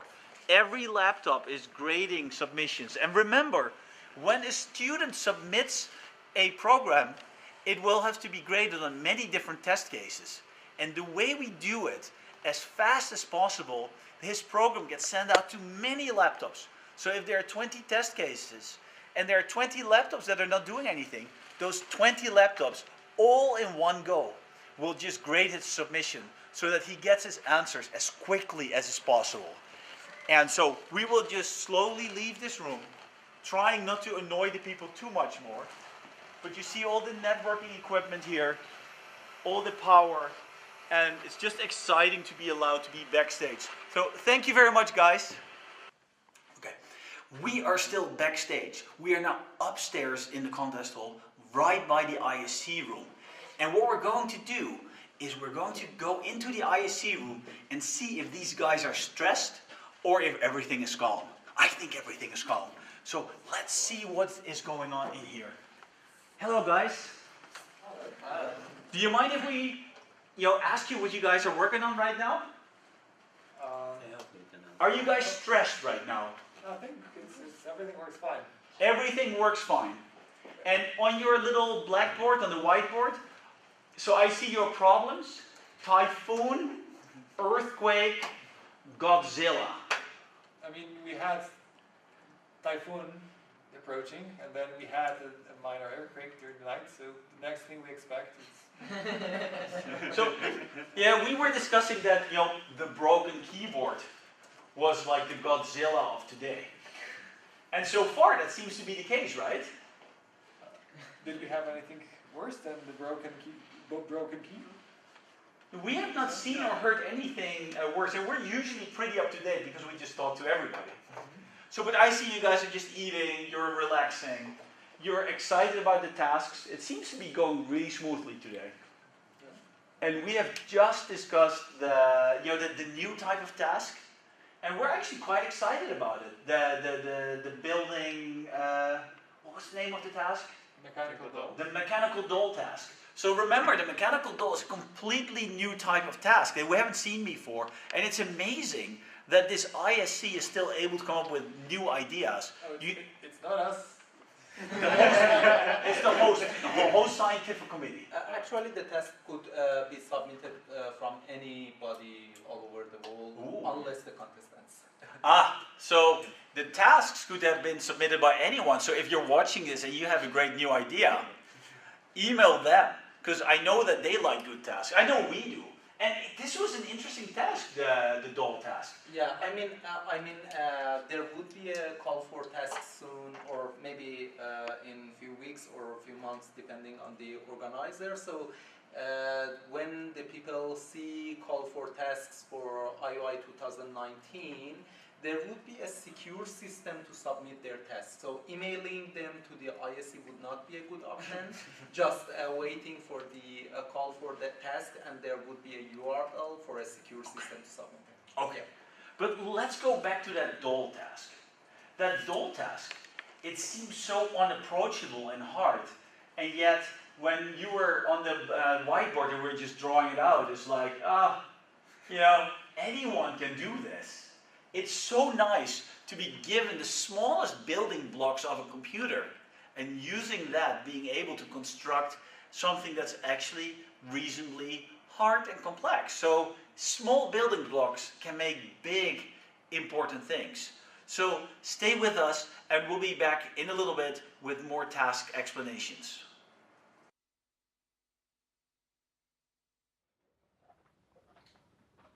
And now we're back live.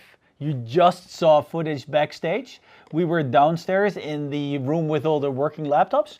And then we went to the ISC room where we, you know, showed our face and chatted with the ISC people. This was actually done before the interview with Kuba. And so I hope you guys are enjoying seeing all this footage from what's going on here. There are only about 7 minutes left in the competition today.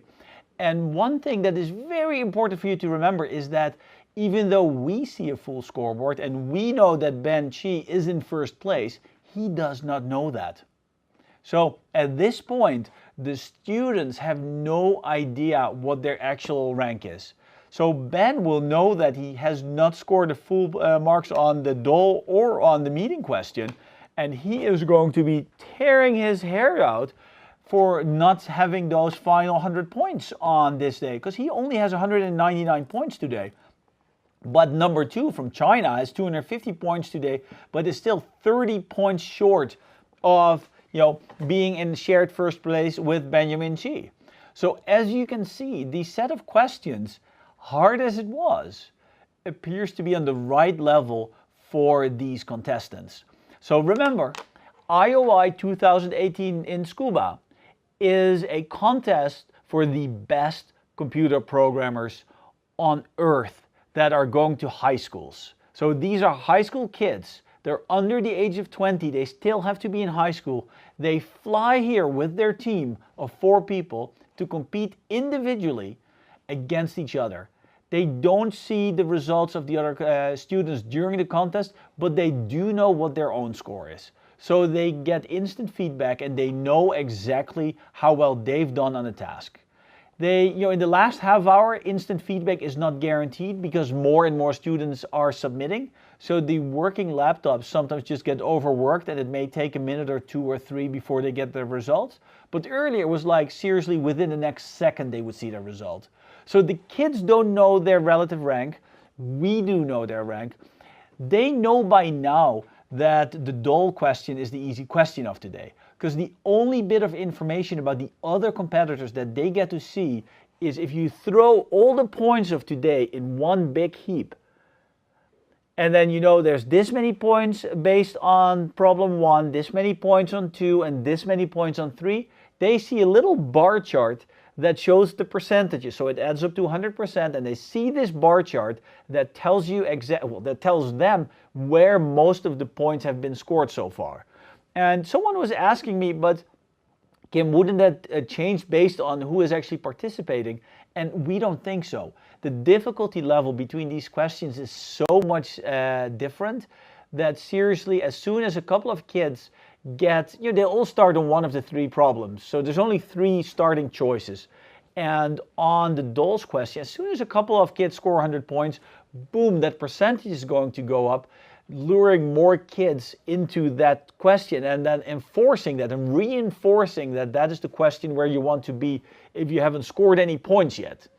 So let me walk you through the 3 questions while we have these final couple of minutes. And remember, the scoreboard is not final until the ISC says that it is final, because the workers will still be working at, you know, when we're 5 hours in, yes, the contest is over, but that means no one is allowed to submit except for the 1 or 2 kids that have gotten an extension of maybe 5 minutes because of hardware problems. There were some technical issues with the keyboard, but 400 laptops, 1 keyboard is supposed to break. So that's not a big deal, and they get extra time for that.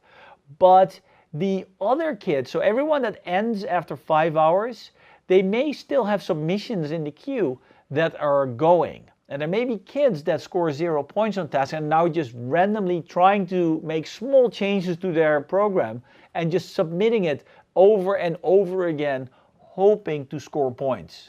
Now there is a limit to how many submissions you are allowed to put in for one task. So, earlier in the game you don't want to lose your submissions, but right now with 5 minutes left, 3 minutes left, if you have enough submissions left, you might as well just give it a go.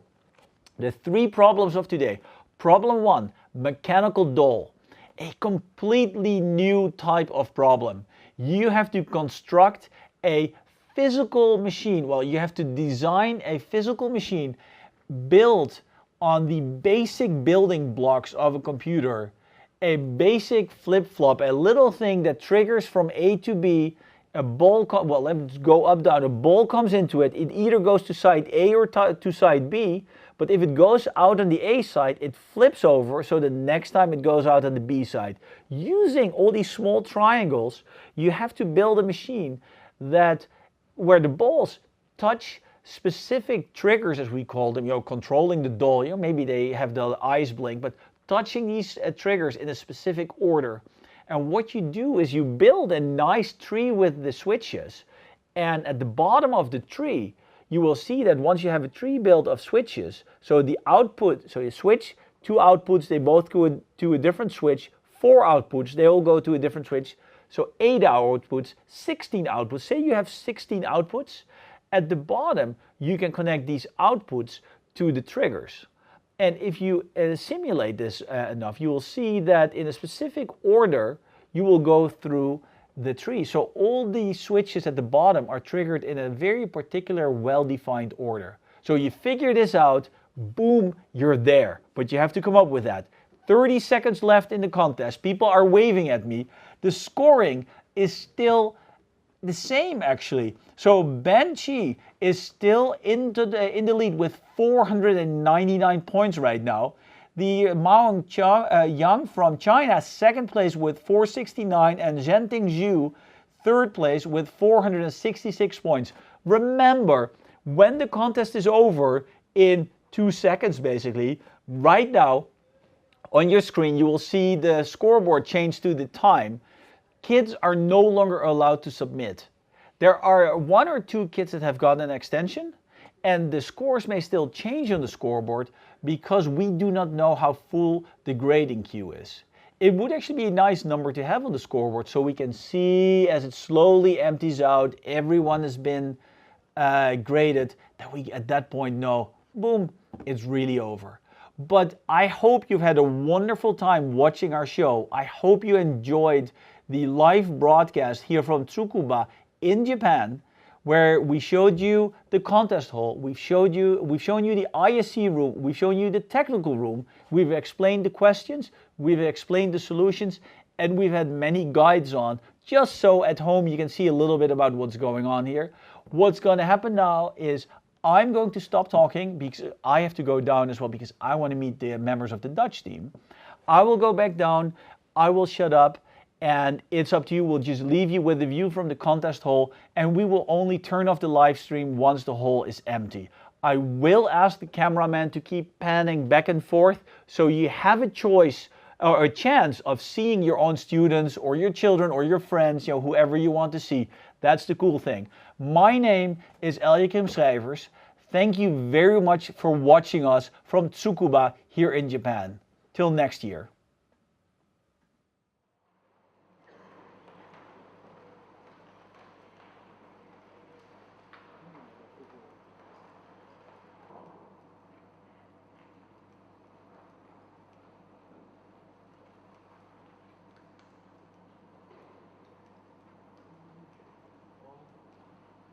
The contest is over. Thank you very much for waiting.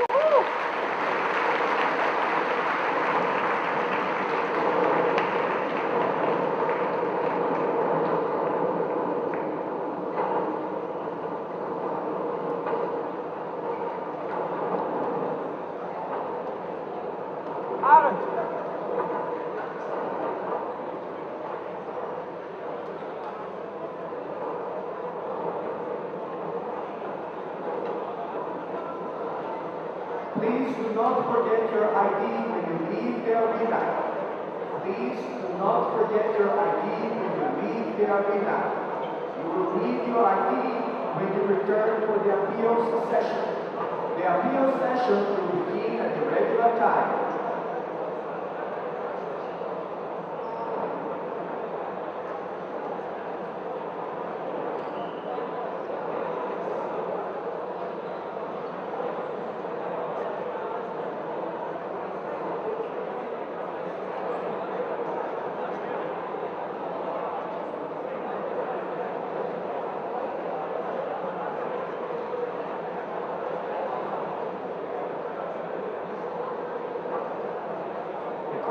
Is over. Please do not forget your ID when you leave the arena. Do not forget your ID when you leave the arena. Thank you.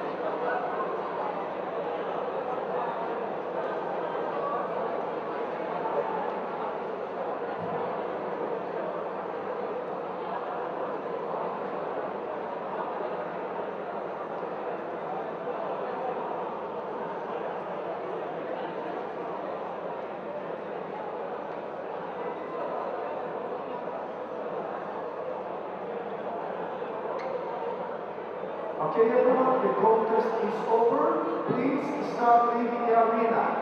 The contest is over. Please start leaving the arena. Do not forget your ID card. Do not forget your ID card. You will be back here at 4 for the appeal session.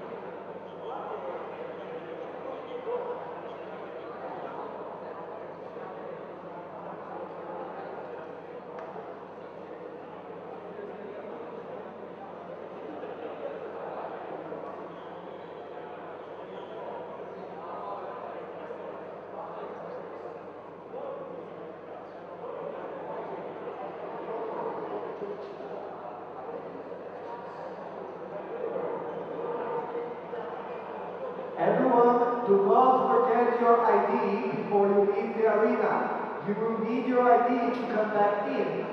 Make sure you have your ID before you leave the arena. If you have your ID, please start leaving the arena at this moment. Thank you.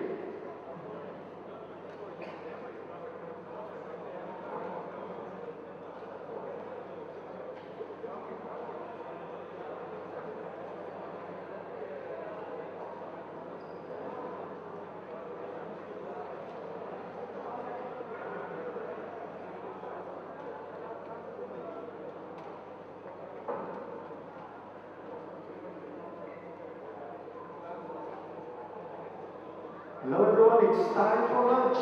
So please leave the arena and go get some food. We'll be back here at 4.